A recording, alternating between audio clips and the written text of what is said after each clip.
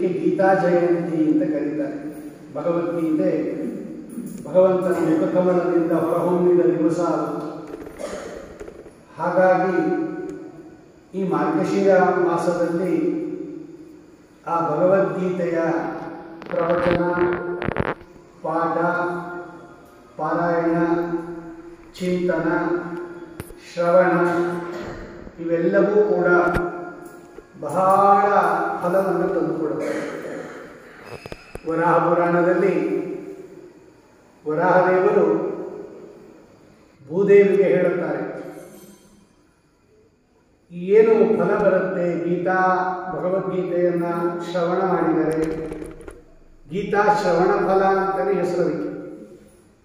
18 ಅಧ್ಯಾಯ ಶ್ರವಣ ಮಾಡಿದರೆ ಏನು ಫಲ ಬರುತ್ತೆ, 9 ಅಧ್ಯಾಯ ಪಾರಾಯಣ ಮಾಡಿದರೆ ಅಥವಾ ಶ್ರವಣ ಮಾಡಿದರೆ ಏನು ಫಲ ಬರುತ್ತೆ, 6 ಅಧ್ಯಾಯ ಪಾರಾಯಣ ಮಾಡಿದರೆ ಏನು ಫಲ ಬರುತ್ತೆ, 3 ಅಧ್ಯಾಯ ಪಾರಾಯಣ ಮಾಡಿದರೆ ಏನು ಫಲ ಬರುತ್ತೆ, 1 ಅಧ್ಯಾಯ ಪಾರಾಯಣ ಮಾಡಿದರೆ ಏನು ಫಲ ಬರುತ್ತೆ, 1 ಶ್ಲೋಕ ಪಾರಾಯಣ ಮಾಡಿದರೆ ಏನು ಫಲ ಬರುತ್ತೆ ಅಂತೆಲ್ಲ ಹೇಳ್ತಾನೆ ಭಗವಂತ ವರಾಹದೇವರು. ಅದು ಏನು ಅಂತಿದ್ದ ಫಲ ಅಲ್ಲ, ಅದು ಅಶ್ವಮೇಧ ಯಾಗ ಮಾಡಿದ ಫಲ, ರಾಜಸೂಯ ಯಾಗ ಮಾಡಿದ ಫಲ, ಗೋದಾನ ಮಾಡಿದ ಫಲ, ಭೂದಾನ ಮಾಡಿದ ಫಲ, ಗಂಗಾದಿ ಸಕಲ ತೀರ್ಥಗಳಲ್ಲಿ ಸ್ನಾನ ಮಾಡಿದ ಫಲ. ಇಷ್ಟು ಫಲವನ್ನು ಭಗವಂತ ಈ ಭಗವದ್ಗೀತೆಯನ್ನ ಪಠನ, ಪಾರಾಯಣ, ಶ್ರವಣಾದಿಗಳು ಮಾಡಿದರೆ ಕೊಡ್ತಾನಂತೆ. ಅಷ್ಟು ಪವಿತ್ರವಾದ ಭಗವಂತನ ಗೀತೆ ಅದು. ಸ್ವಾಮಿ ತನ್ನ ಮುಖಕಮಲದಿಂದ ಅರ್ಜುನನನ್ನು ನಿಮಿತ್ತ ಮಾಡಿಕೊಂಡು ಎಲ್ಲ ಸಜ್ಜನ ಜಗತ್ತಿಗೆ ಉಪದೇಶ ಮಾಡಿದ್ದು ಭಗವದ್ಗೀತಾ, ಭಗವಂತನ ಗೀತೆ ಅದು. ಮಹಾಭಾರತದಲ್ಲಿ ಘಟಿತವಾಗಿರ್ತಕ್ಕಂತಹ ಭಗವದ್ಗೀತೆ ಶ್ರೀಮದ್ ಆಚಾರ್ಯ ಹೇಳ್ತಾರೆ, ಮಹಾಭಾರತ ಒಂದು ಪಾರಿಜಾತ ಪುಷ್ಪ ಇದ್ದಂಗೆ. ಅದು ಪಾರಿಜಾತ ಪುಷ್ಪದಲ್ಲಿ ಹೇಗೆ ಮಕರಂದ ಇರುತ್ತೆ, ಆ ಜೇನು ಇರುತ್ತೆ, ಮಧು, ಹಾಗೆ ಮಹಾಭಾರತ ಪಾರಿಜಾತ ಮಧುಭೂತಾಂ ಅಂತ ಬರೀತಾರೆ ಅವರು.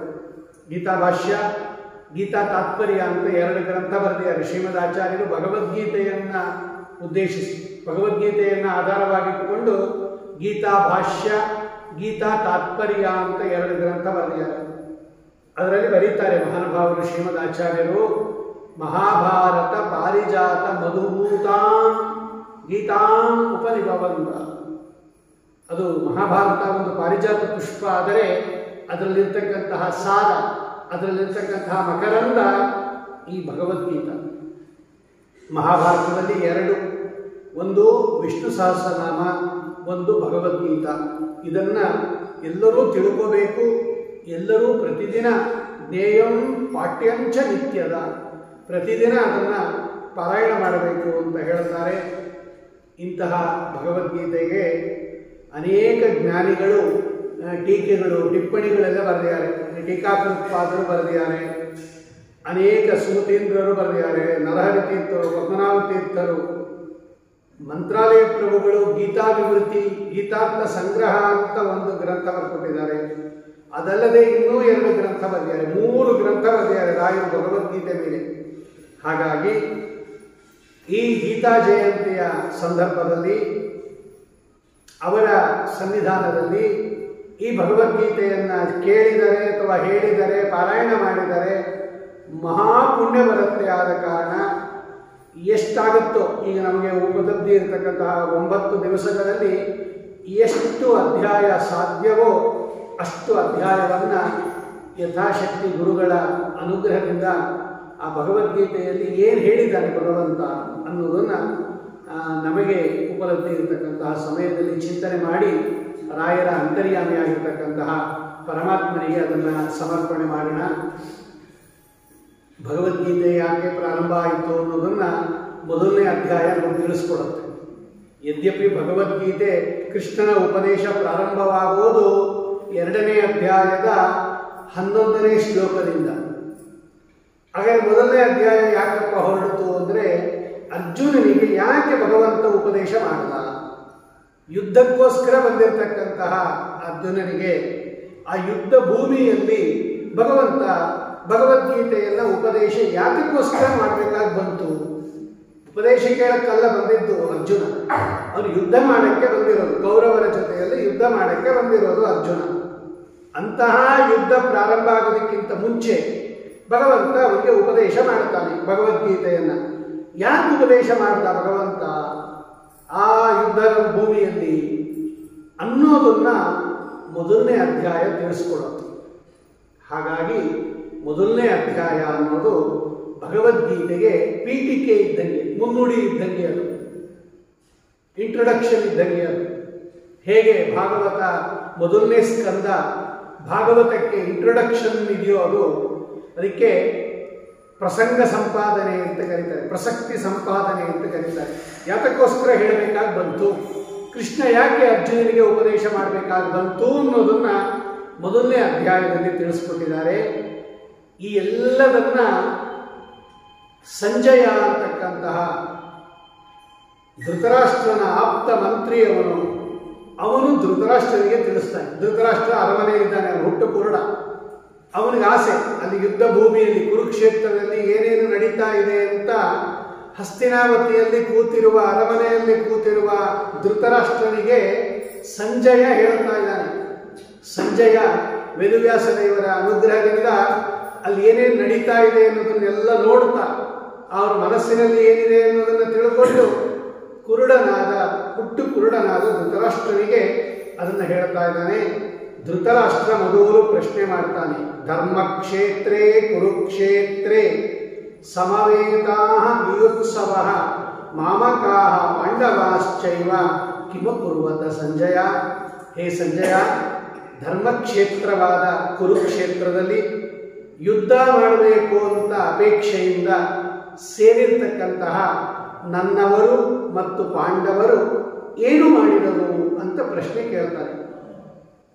ಈ ಪ್ರಶ್ನೆಯನ್ನು ಚೆನ್ನಾಗಿ ಅರ್ಥ ಮಾಡಿಕೊಳ್ಳಿ ಅಂತ ಹೇಳ್ತಾರೆ ರಾಘವೇಂದ್ರ ಸ್ವಾಮಿಗಳು. ಯುದ್ಧಕ್ಕಾಗಿ ಸೇರಿರೋರು ಏನು ಮಾಡ್ತಾರೆ? ಯುದ್ಧ ಮಾಡ್ತಾರೆ. ಅದು ಕೇಳಬೇಕಾದ ಅಗತ್ಯನೇ ಇಲ್ಲ. ಪುರಾಣಕ್ಕೆ ಬಂದವರು ಏನು ಮಾಡ್ತಾರೆ ಅಂದರೆ ಪುರಾಣ ಕೇಳ್ತಾರೆ, ಇನ್ನೇನು ಅದನ್ನು ಹೇಳಬೇಕಾ? ಮತ್ತೆ ಯುದ್ಧಕ್ಕಾಗಿ ಸೇರಿರುವ ನನ್ನವರು ಪಾಂಡವರು ಏನು ಮಾಡಿದರು ಅಂತ ಧೃತರಾಷ್ಟ್ರ ಹೆಂಗೆ ಕೇಳ್ದ ಅಂದರೆ ರಾಯರು ಬರೀತಾರೆ, ಧೃತರಾಷ್ಟ್ರ ಹಂಗಲ್ಲ ಪ್ರಶ್ನೆ ಮಾಡಿದ್ದು, ನನ್ನವರು ಗೆಲ್ತಾ ಇದ್ದಾರ ಅಂತ ತಿಳ್ಕೋಬೇಕಾಗಿದೆ ಅವನಿಗೆ. ಯುದ್ಧ ಮಾಡಕ್ಕೆ ಸೇರಿದ್ದಾರೆ ಅಂತ ಅವನಿಗೂ ಗೊತ್ತು, ಪಾಂಡವರು ಎಷ್ಟು ಒಳ್ಳೆಯವರು ಅಂತಲೂ ಗೊತ್ತು, ಪಾಂಡವರಿಗೆ ಕೃಷ್ಣನ ಅನುಗ್ರಹ ಇದೆ ಅಂತಲೂ ಗೊತ್ತು, ಕೃಷ್ಣನಿಗೆ ಪರಮ ಪ್ರೀತಿ ಪಾತ್ರರು ಅಂತಲೂ ಗೊತ್ತು, ಅವರು ಗೆಲ್ತಾರೆ ಅಂತಲೂ ಗೊತ್ತು. ರಾಯರು ಬರೀತಾರೆ, ಇದು ಎಲ್ಲರಿಗೂ ಗೊತ್ತು, ಅವನಿಗೂ ಗೊತ್ತು. ಆದರೂ ಕೂಡ ಧೃತರಾಷ್ಟ್ರ ನನ್ನವರೇನಾದರೂ ಗೆಲ್ತಾ ಇದ್ದಾರಾ, ಯುದ್ಧ ಪ್ರಾರಂಭ ಆಯ್ತಾ, ನನ್ನವರು ಗೆಲ್ತಾ ಇದ್ದಾರಾ ಅನ್ನೋ ವಿಜಯದ ಆಕಾಂಕ್ಷೆಯಿಂದ, ನನ್ನ ಮಕ್ಕಳಿಗೆ ಜಯ ಆಗತ್ತಾ ಆಯ್ತಾ ಅನ್ನೋ ಕುತೂಹಲದಿಂದ ಏನು ಮಾಡಿದ್ರು ಅಂದರೆ ಏನಾಯ್ತು ಅಂತ ಅರ್ಥ. ಯುದ್ಧ ನಡೀತಾ ಇದೆಯಲ್ಲ, ಏನಾಯ್ತು, ಇವತ್ತಿನ ರಿಸಲ್ಟ್ ಏನು, ಯಾರ್ಯಾರನ್ನು ಗೆದ್ರು, ಯಾರ್ಯಾರನ್ನು ಸೋಲಿಸಿದ್ರು, ನನ್ನ ಮಕ್ಕಳಿಗೆ ಜಯ ಆಯ್ತಾ ಅನ್ನೋ ಒಂದು ಕುತೂಹಲದಿಂದ ಏನು ಅಂತ ಕೇಳ್ತಾ ಇದ್ದಾನೆ ಹೊರತು ಯುದ್ಧ ಭೂಮಿಯಲ್ಲಿ ಏನು ಮಾಡಿದ್ರು ಅಂದರೆ ಯುದ್ಧ ಮಾಡಿದ್ರು ಅನ್ನೋದು ಎಲ್ಲರಿಗೂ ತಿಳಿದ ಅರ್ಥ ಅಂತ ರಾಯರು ಬರೀತಾರೆ. ಆಗ ಸಂಜಯ ಹೇಳ್ತಾನೆ, ಪಾಂಡವರ ಸೈನ್ಯವನ್ನು ನೋಡಿದಾಗಲೇ ದುರ್ಯೋಧನನಿಗೆ ಗೊತ್ತಾಗೋಯ್ತು ಇವರನ್ನು ಗೆಲ್ಲಕ್ಕಾಗಲ್ಲ. ಮುಂದೆ ಅವನೇ ಹೇಳ್ತಾನೆ, ಇವರನ್ನು ಗೆಲ್ಲಕ್ಕಾಗೋದಿಲ್ಲ, ನಾನು ಇವರ ಮೇಲೆ ವಿಜಯವನ್ನು ಸಾಧಿಸಕ್ಕಾಗೋದಿಲ್ಲ ಅಂತ ಗೊತ್ತಾಗೋಯ್ತು ದುರ್ಯೋಧನನಿಗೆ. ಆ ಪಾಂಡವರ ಸೈನ್ಯವನ್ನು ನೋಡಿ, ದೃಷ್ಟ್ವಾತು ಪಾಂಡವಾನೀಕಂ ಯೂಢಂ ದುರ್ಯೋಧನಸ್ತದ ಆಚಾರ್ಯ ಉಪಸಂಗಮ್ಯ ರಾಜಾ ವಚನಮಬ್ರವೀತ್. ದ್ರೋಣಾಚಾರ್ಯರ ಹತ್ರ ಬಂದು, ದ್ರೋಣಾಚಾರ್ಯರು ಗುರುಗಳು, ಇಬ್ಬರಿಗೂ ಪಾಠ ಹೇಳ್ಕೊಟ್ಟವರು ಪಾಂಡವರಿಗೆ ಕೌರವರಿಗೆ. ದ್ರೋಣಾಚಾರ್ಯರ ಹತ್ರ ಬಂದು ದುರ್ಯೋಧನ ಹೇಳ್ತಾನೆ, ದ್ರೋಣಾಚಾರ್ಯರು ಅವ್ರ ಕಡೆ ಇದ್ರು, ಭೀಷ್ಮಾಚಾರ್ಯರು, ದ್ರೋಣಾಚಾರ್ಯರು, ಕೃಪಾಚಾರ್ಯರು, ಅಶ್ವತ್ಥಾಮಾಚಾರ್ಯರು, ಶಲ್ಯ, ಇವರೆಲ್ಲ ಆ ಕಡೆ ಇದ್ದವರು. ದ್ರೋಣಾಚಾರ್ಯರ ಬಳಿಗೆ ಬಂದು ದುರ್ಯೋಧನ ಹೇಳುತ್ತಾನೆ, ದ್ರೋಣಾಚಾರ್ಯರೇ, ಪಾಂಡವರ ಸೈನ್ಯ ನೋಡ್ರಿ, ನಿಮ್ಮ ಶಿಷ್ಯನಾಗಿರ್ತಕ್ಕಂತಹ ದೃಷ್ಟದ್ಯುಮ್ನನ ನೇತೃತ್ವದಲ್ಲಿ ಬಂದಿರೋದು. ದೃಷ್ಟದ್ಯುಮ್ನ ಪಾಂಡವರ ಕಡೆ ಸೇನಾಧಿಪತಿ, ಭೀಷ್ಮಾಚಾರ್ಯರು ಕೌರವರ ಕಡೆ ಸೇನಾಧಿಪತಿ. ನಿಮ್ಮ ಶಿಷ್ಯನಾದ ತವ ಶಿಷ್ಯೇನ ಧೀಮತ ಒಳ್ಳೆ ಧೀಮಂತನಾದ, ಒಳ್ಳೆ ನಿಪುಣನಾದ, ಉತ್ಕೃಷ್ಟವಾಗಿರ್ತಕ್ಕಂತಹ ರೀತಿಯಲ್ಲಿ ಆ ಶ್ರೇಷ್ಠನಾಗಿರ್ತಕ್ಕಂತಹ ಬುದ್ಧಿಶಾಲಿಯಾಗಿರ್ತಕ್ಕಂತಹ ದೃಷ್ಟದ್ಯುಮ್ನನ ನೇತೃತ್ವದಲ್ಲಿ ನಿಂತಿರುವ ಪಾಂಡವರ ಸೈನ್ಯವನ್ನು ನೋಡ್ರಿ. ವ್ಯೂಹ ಅಂತ ಕರೀತಾರೆ. ಅಂದರೆ ಒಂದೊಂದು ಆಕಾರದಲ್ಲಿ ನಿಲ್ಲಿಸಿರ್ತಾರೆ. ಚಕ್ರವ್ಯೂಹ, ಪದ್ಮವ್ಯೂಹ, ಶಕಟವ್ಯೂಹ ಅಂತ. ಆ ವ್ಯೂಹ ಅಂದರೆ ಆಕಾರದಲ್ಲಿ ನಿಲ್ಲಿಸಿರ್ತಾರೆ. ಆ ಆಕಾರದಲ್ಲಿ ನಿಲ್ಲಿಸಿರ್ತಕ್ಕಂತಹ ಪಾಂಡವರ ಸೈನ್ಯವನ್ನು ನೋಡ್ರಿ. ಯಾರ್ಯಾರಿದ್ದಾರೆ ಅಲ್ಲಿ? ಅತ್ರ ಶೂರಾಹ, ಎಲ್ಲ ಶೂರರಾಗಿದ್ದಾರೆ, ಧನುರ್ಧಾರಿಗಳಾಗಿದ್ದಾರೆ, ಮಹಾರಥರು. ಒಬ್ಬ ವ್ಯಕ್ತಿ 10,000 ಯೋಧರ ಜೊತೆಯಲ್ಲಿ ಯಾರು ಯುದ್ಧ ಮಾಡ್ತಾರೆ, ಒಬ್ಬನೇ ಒಬ್ಬ, ಅವನಿಗೆ ಮಹಾರಥ ಅಂತ ಕರೀತಾರೆ. ನೋಡಿ, ಇವರೆಲ್ಲ ಮಹಾರಥರು. ದುಷ್ಟಕೇತು, ಯುಯುಧಾನ, ವಿರಾಟಶ್ಚ, ದ್ರುಪದಶ್ಚ.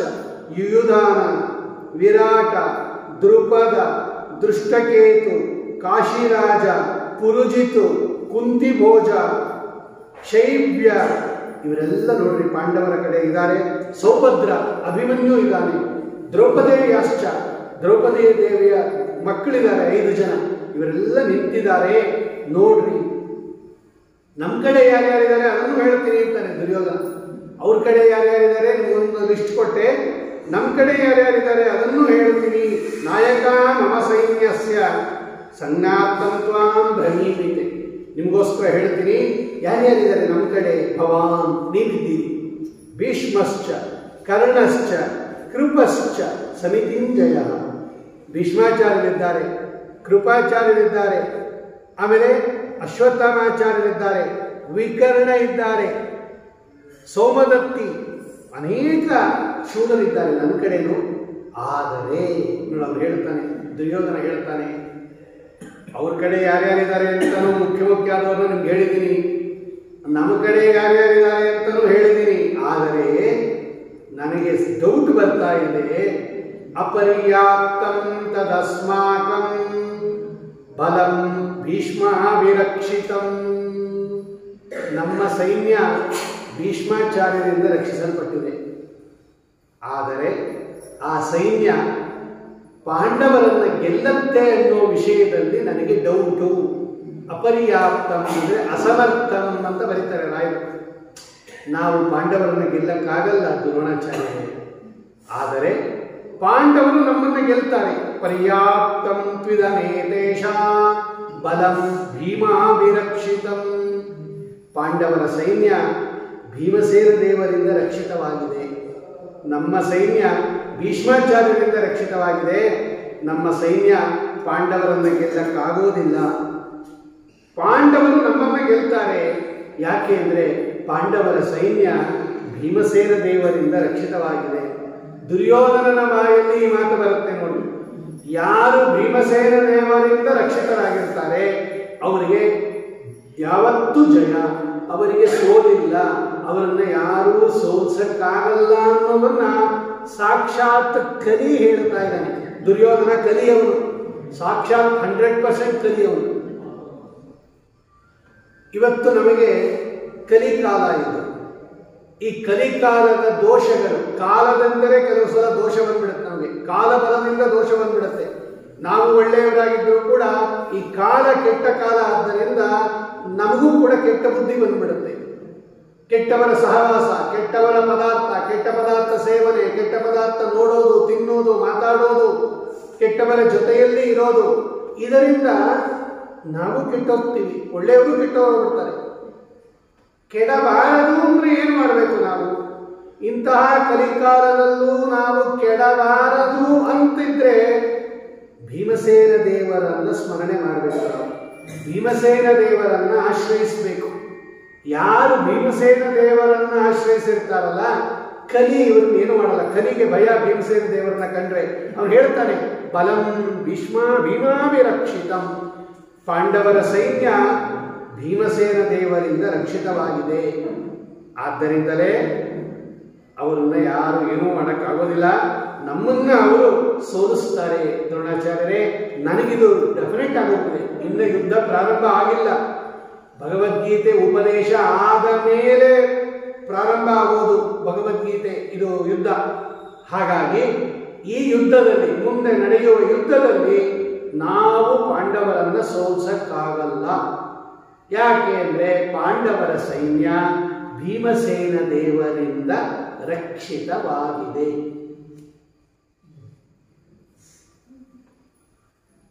ಯಾವ ಯಾವ ದೈತ್ಯರು ಅಂತಿದ್ದಾರೆ, ದೊಡ್ಡ ದೊಡ್ಡ ದೈತ್ಯರು, ಅವರನ್ನೆಲ್ಲ ಸಂಹಾರ ಮಾಡಿದವರು ಭೀಮಸೇನ ದೇವರು. ನೋಡಿ, ಮಹಾಭಾರತ ನೋಡಿದಾಗ ದೊಡ್ಡ ದೊಡ್ಡದಾಗಿರ್ತಕ್ಕಂತಹ ದೈತ್ಯರು ಯಾರ್ಯಾರಿದ್ದಾರೆ ಅವರನ್ನೆಲ್ಲ ಭೀಮಸೇನ ದೇವರು ಸಂಹಾರ ಮಾಡಿದ್ದಾರೆ.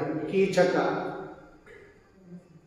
ಜರಾಸಂಧ, ಕಿಮ್ಮೀರ, ದುರ್ಯೋಧನ, ದುಶ್ಯಾಸನ, ಬಕಾಸುರ, ಯಾರ್ಯಾರು ದೊಡ್ಡ ದೊಡ್ಡ ದೈತ್ಯರು ಅಂತಿದ್ದಾರೆ ಎಲ್ಲರನ್ನ ಒಬ್ಬರೇ ಭೀಮಸೇನ ದೇವರು ಸಂಹಾರ ಮಾಡಿದ್ದಾರೆ. ಈ ಕೀಚಕ, ಬಕಾಸುರ ಇವರೆಲ್ಲ ಸಾಮಾನ್ಯ ಅಲ್ಲ, ಇವರೆಲ್ಲ ನಮ್ಮ ಒಳಗೆ ಇದ್ದಾರೆ, ಎಲ್ಲೋ ದೂರದಲ್ಲಿದ್ದಾರೆ ಅಂತ ತಿಳ್ಕೊಬಿಡ್ಬೇಡ್ರಿ. ಈ ಕಾಮ, ಕ್ರೋಧ, ಲೋಭ, ಮೋಹ, ಮದ, ಮತ್ಸರ ಈ 6 ಶತ್ರುಗಳಿದಾರಲ್ಲ, ಇವರು 6 ಜನ ರೆಪ್ರೆಸೆಂಟೇಟಿವ್. ಕೀಚಕ, ದುರ್ಯೋಧನ, ದುಶ್ಯಾಸನ, ಬಕಾಸುರ, ಜರಾಸಂಧ, ಕಿಮ್ಮೀರ ಇವರೆಲ್ಲ ಈ ಕಾಮಕ್ರೋಧಾದಿಗಳ ರೆಪ್ರೆಸೆಂಟೇಟಿವ್ ಇವರು. ಅವತ್ತು ಸತ್ತೋದ್ರು, ಆದರೆ ಒಳಗಡೆ ಈ ರೂಪದಿಂದ ನಮ್ಮಲ್ಲೂ ಇದ್ದಾರೆ.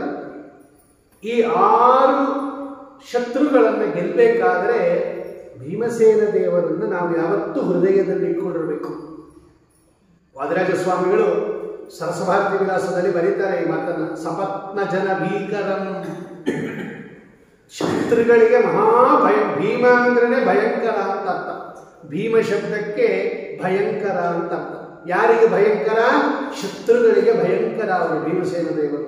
ಆದ್ದರಿಂದ ಯಾರು ಭೀಮಸೇನ ದೇವರ ಆಶ್ರಯದಲ್ಲಿರ್ತಾರೆ ಅವರನ್ನು ಕಲಿ ಮುಟ್ಟೋದಿಲ್ಲ, ಹೆದರ್ಕೋತಾನೆ ಭೀಮಸೇನ ದೇವರಿಗೆ, ಅರ್ಥಾತ್ ವಾಯುದೇವರಿಗೆ. ನಾವೆಲ್ಲ ಎಷ್ಟು ಪುಣ್ಯವಂತರು ನೋಡ್ರಿ. ಅದೇ ಭೀಮಸೇನ ದೇವರ ಅವತಾರನೇ, ವಾಯುದೇವರ ಅವತಾರನೇ ಮಧ್ವರಾಯರು. ಅವರ ಆಶ್ರಯದಲ್ಲಿ ಇದ್ದೀವಿ ನಾವೆಲ್ಲ ಮಧ್ವರಾಗಿದ್ದೀವಿ. ನಾವೆಲ್ಲ ಮಧ್ವರಾಯರ ಶಿಷ್ಯರಾಗಿದ್ದೀವಿ. ಮಧ್ವರಾಯರ ಕೃಪೆಯಲ್ಲಿ ಇದ್ದೀವಿ ಇಂದ ಮೇಲೆ ಯಾವ ದೈತ್ಯರು ನಮ್ಮನ್ನು ಮುಟ್ಟೋದಿಲ್ಲ. ಇಷ್ಟು ಅನುಗ್ರಹವನ್ನು ವಾಯುದೇವರು ಮಾಡ್ತಾ ಇದ್ದಾರೆ.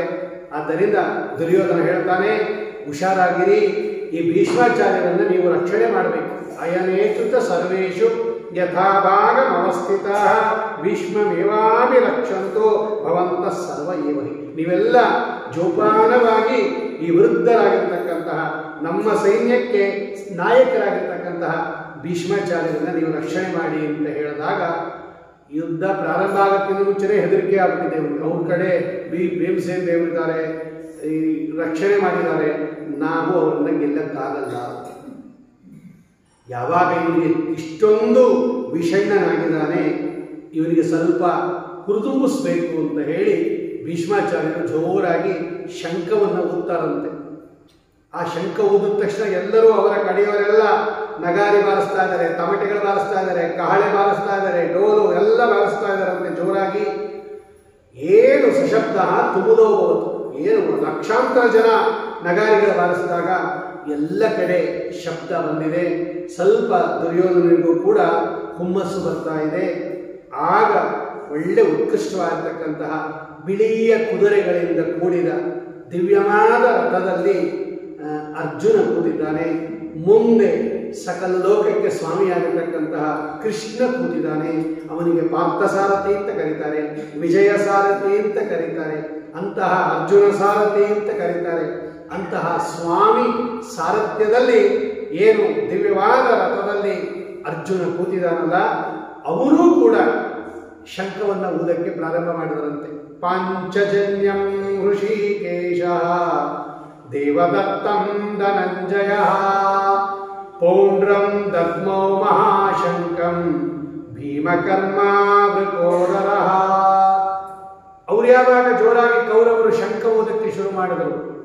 ಒಬ್ಬರು ಶಂಖ ಓದಿದ್ರೆ ನಿಮಗೆಲ್ಲ ಕೇಳುತ್ತೆ, ನಮ್ಮ ಮಾತದಲ್ಲಿ ಓದ್ತಾರೆ, ಲಕ್ಷ ಲಕ್ಷ ಜನ ಶಂಖ ಓದ್ತಾ ಇದ್ದಾರೆ. ಅದು ಆಕಾಶ ತಕ್ಕ ಓದೋತ್ತಂತೆ ಅದು ಆ ಶಬ್ದ. ಕೌರವರ ಕಡೆ ಯಾವಾಗ ಶಂಖ ಓದಕ್ಕೆ ಶುರು ಮಾಡಿದ್ರು ಪರಮಾತ್ಮ ತಾನೂ ಓದುದಂತೆ. ಮೊದಲು ಕೃಷ್ಣ ಓದ್ತಾ ಇದ್ದಾನೆ ನೋಡ್ರಿ, ಪಾಂಚಜನ್ಯಂ ಋಷಿಕೇಶ. ಭಗವಂತನ ಕೈಯಲ್ಲಿ ಪಾಂಚಜನ್ಯ ಅಂತ ಶಂಖ ಇದೆ ಅಲ್ವಾ, ಆ ಸ್ವಾಮಿ ಆ ಶಂಖವನ್ನು ಓದುದಂತೆ. ಅರ್ಜುನನ ಕೈಯಲ್ಲಿ ಇರ್ತಕ್ಕಂಥ ಶಂಖದ ಹೆಸರು ದೇವದತ್ತ ಅಂತ, ಅದನ್ನ ಅರ್ಜುನ ಓದ್ತಾ ಇದ್ದಾನೆ. ಭೀಮಸೇನ ದೇವರ ಕೈಯಲ್ಲಿ ದೊಡ್ಡ ಶಂಖ ಇತ್ತಂತೆ, ಪೌಂಡ್ರ ಅಂತ ಅದರ ಹೆಸರು. ಆ ಘೋರಾಗಿ ಮಹಾಶಂಕಂ ಭೀಮಕರ್ಮ ಅನ್ಕೋದ್ರ ಭೀಮಸೇನ ದೇವರು ಓದ್ತಾ ಇದ್ದಾರೆ. ಆಮೇಲೆ ಅನಂತ ವಿಜಯ ಅಂತ ಧರ್ಮರಾಜನ ಶಂಖದ ಹೆಸರು. ಸುಘೋಷ ಅಂತ ನಿಮ್ಮ ಭಜನಾ ಮಂಡಳಿ ಹೆಸರದು, ನಕುಲನ ಶಂಖದ ಹೆಸರದು. ಮಣಿಪುಷ್ಪಕ ಅಂತ ಸಹದೇವನ ಶಂಖದ ಹೆಸರು. ಎಲ್ಲರೂ ಶಂಖ ಓದಕ್ಕೆ ಮಾಡಿದ್ರು. 5 ಜನ ಪಾಂಡವರು, ಕೃಷ್ಣ.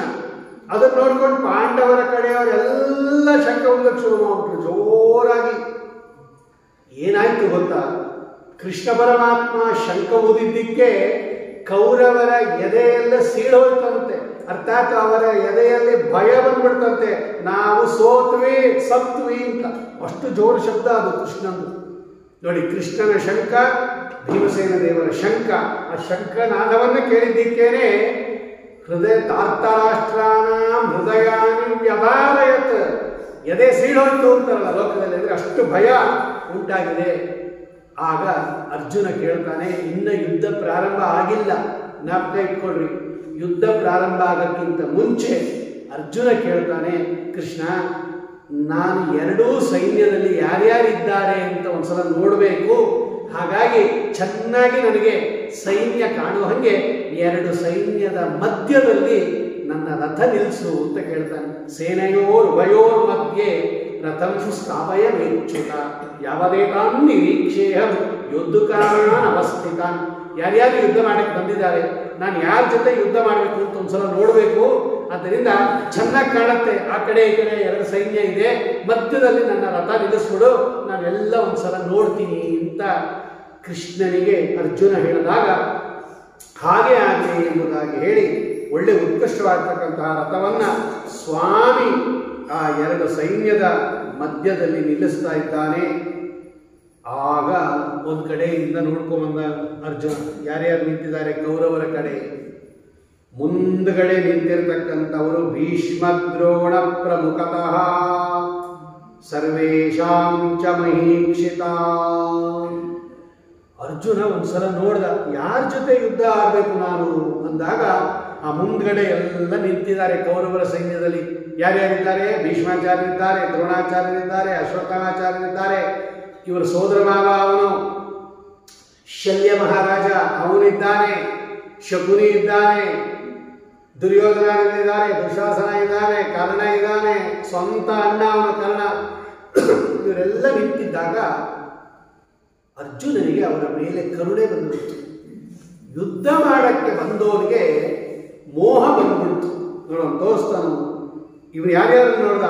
ಪಿತೃ, ತಂದೆ ಸ್ಥಾನದಲ್ಲಿರ್ತಕ್ಕಂಥವರು, ತಾತನ ಸ್ಥಾನ, ಭೀಷ್ಮಾಚಾರ್ಯರು ತಾತ, ಅವರಿಗೆ ತಾತನ ಸ್ಥಾನದಲ್ಲಿರೋರು, ಬಾಕ್ಲೀಕ ರಾಜ ಮುತ್ತಾತ ಅವರಿಗೆ, ಅವರು ಆ ಕಡೆ ಇದ್ದಾರೆ. ಪಿತೃೋನತ ಪಿತಾಮಹಾನ್ ಆಚಾರ್ಯ, ದ್ರೋಣಾಚಾರ್ಯರು ಪಾಠ ಹೇಳಿಕೊಟ್ಟ ಗುರುಗಳು, ಭೀಷ್ಮಾಚಾರ್ಯರ ತೊಡೆಯ ಮೇಲೆ ಆಡಿ ಬೆಳೆದವರು ಇವರು ಪಾಂಡವರು. ಆಮೇಲೆ ಶಶುರಾನ್ ಸೋದರ ಮಾವ ಇದ್ದಾರೆ, ಮಾವಂದ್ರಿದ್ದಾರೆ, ಆಮೇಲೆ ಭ್ರಾತೃನ್ ಅಣ್ಣ ತಮ್ಮಂದಿರಿದ್ದಾರೆ, ಮಕ್ಕಳಿದ್ದಾರೆ, ಸ್ವಂತ ಮಕ್ಕಳು, ಅಣ್ಣನ ಮಕ್ಕಳು, ತಮ್ಮನ ಮಕ್ಕಳು. ಇವರನ್ನೆಲ್ಲ ನೋಡಿದಾಗ ಇವರ ಮೇಲೆಲ್ಲ ಕೃಪೆ ಬಂದ್ಬಿಡ್ತು, ಕರುಣೆ ಬಂದ್ಬಿಡ್ತು ಅರ್ಜುನನಿಗೆ. ನನ್ನವರು ಇವರು, ಇವರೆಲ್ಲ ನನ್ನವರು ಅನ್ನೋ ಮೋಹ ಬಂದ್ಬಿಟ್ಟು ಇದಕ್ಕೆ ವಿಷಾದ ಅಂತ ಕರೀತಾರೆ. ಇದಕ್ಕೆ ಮೊದಲನೇ ಅಧ್ಯಾಯಕ್ಕೆ ಅರ್ಜುನ ವಿಷಾದ ಯೋಗ ಅಂತಲೇ ಹೆಸರು. ಅರ್ಜುನನಿಗೆ ಬಂದ ವಿಷಾದ. ವಿಷಾದ ಅಂದ್ರೇನು? ರಾಘವೇಂದ್ರ ಸ್ವಾಮಿಗಳು ತಮ್ಮ ಗ್ರಂಥದಲ್ಲಿ ಬರೀತಾರೆ, ನನ್ನವರು ಎಂಬ ಮೋಹದಿಂದ, ಇವರು ನನ್ನವರು ಎನ್ನುವ ಮೋಹದಿಂದ ಬಂದ ದುಃಖ, ಶೋಕ, ಆ ಶೋಕದಿಂದ ಬಂದ ಮನೋದೌರ್ಬಲ್ಯ, ಮನಸ್ಸಿನ ದುರ್ಬಲತೆ, ಮನಸ್ಸು ದುರ್ಬಲ ಆಗಿಬಿಡುತ್ತಂತೆ. ಆ ಮನಸ್ಸಿನ ದುರ್ಬಲತೆಗೆ ವಿಷಾದ ಅಂತ ಕರೀತಾರೆ. ನನ್ನೂರು ಇವರೆಲ್ಲ, ಇವ್ರು ನಮ್ಮ ತಾತ, ಇವ್ರು ನಮ್ಮ ಮುತ್ತಾತ, ಇವ್ರು ನಮ್ಮ ತಂದೆ, ಇವ್ರು ನಮ್ಮ ಸೋದರ ಮಾವ, ಇವ್ರು ನಮ್ಮ ಮಾವ, ಇವ್ರು ನಮ್ಮ ಅಣ್ಣ, ಇವ್ರು ನಮ್ಮ ತಮ್ಮ, ಅವ್ರ ಅಣ್ಣನ ಮಕ್ಕಳು, ತಮ್ಮನ ಮಕ್ಕಳು, ಇವರೆಲ್ಲ ಇವ್ರ ಮೇಲೆ ಯುದ್ಧ ಆಡ್ಬೇಕಾ? ನಾನು ಯಾರೋ ಶತ್ರುಗಳು ಹೋಗ್ಬಿಟ್ಟಿದ್ದೆ, ಇವರೆಲ್ಲ ನಮ್ಮೂರು. ತಕ್ಷಣ ಅರ್ಜುನ ಕೃಷ್ಣಗೆ ಹೇಳ್ತಾನೆ, ಕೃಷ್ಣ ಇದೇನಿದು? ನಾನು ಇವ್ರ ಜೊತೆ ಯುದ್ಧ ಆಡ್ಬೇಕಾ? ನಂಗೆ ಪಾಠ ಹೇಳ್ಕೊಟ್ಟಾರೋ ಗುರುಗಳ ಜೊತೆ ಯುದ್ಧ ಆಡ್ಬೇಕಾ? ನಾನು ಆಡಿ ಬೆಳೆದ ತೊಡೆ ಮೇಲೆ ಆಡಿ ಬೆಳೆದ ಭೀಷ್ಮಾಚಾರ್ಯರು ಅವ್ರ ಮೇಲೆ ಯುದ್ಧ ಮಾಡ್ಬೇಕಾ?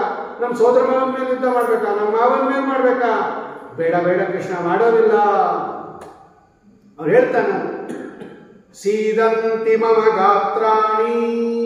ನೋಡಿ, ರಾಯರು ಬರೀತಾರೆ, ಮನಸ್ಸು ಯಾವಾಗ ನಿಮಗೆ ದುರ್ಬಲ ಆಗ್ಬಿಡತ್ತೆ, ಎಲ್ಲ ಇಂದ್ರಿಯಗಳು ಕುಗ್ಗೋಗತ್ತಂತೆ. ನೋಡಿ, ಮನಸ್ಸು ಕೆಟ್ಟೋದ್ರೆ, ಮನಸ್ಸು ದುರ್ಬಲ ಆಗಿಬಿಟ್ರೆ ಯಾವ ಇಂದ್ರಿಯನೂ ನಮ್ಮ ಸ್ವಾಧೀನದಲ್ಲಿ ಇರೋದಿಲ್ವಂತೆ.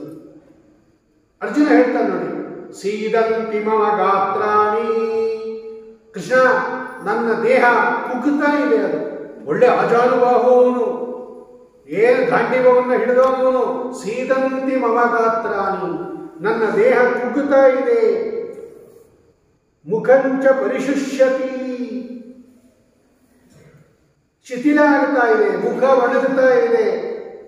ವೇಪತುಶ್ಚ ಶರೀರೇಮೆ, ನನ್ನ ಶರೀರದಲ್ಲಿ ನಡುಕ ಬರ್ತಾ ಇದೆ, ರೋಮಾಂಚನ ಆಗ್ತಾ ಇದೆ, ನನ್ನ ಕೈಯಿಂದ ಗಾಂಡೀವ ಜಾರ್ತಾ ಇದೆ, ನನಗೆ ನನ್ನ ಕೈಯೆಲ್ಲ ಸುಡ್ತಾ ಇದೆ, ಚರ್ಮ ಸುಡ್ತಾ ಇದೆ, ನನಗೆ ನಿಂತ್ಕೊಳ್ಳಕ್ಕಾಗ್ತಾ ಇಲ್ಲ. ನಚ ಶಕ್ನೋಮಿ ಅವಸ್ಥಾತಂ ಭ್ರಮತೀವ ಚ ಮೇವನ.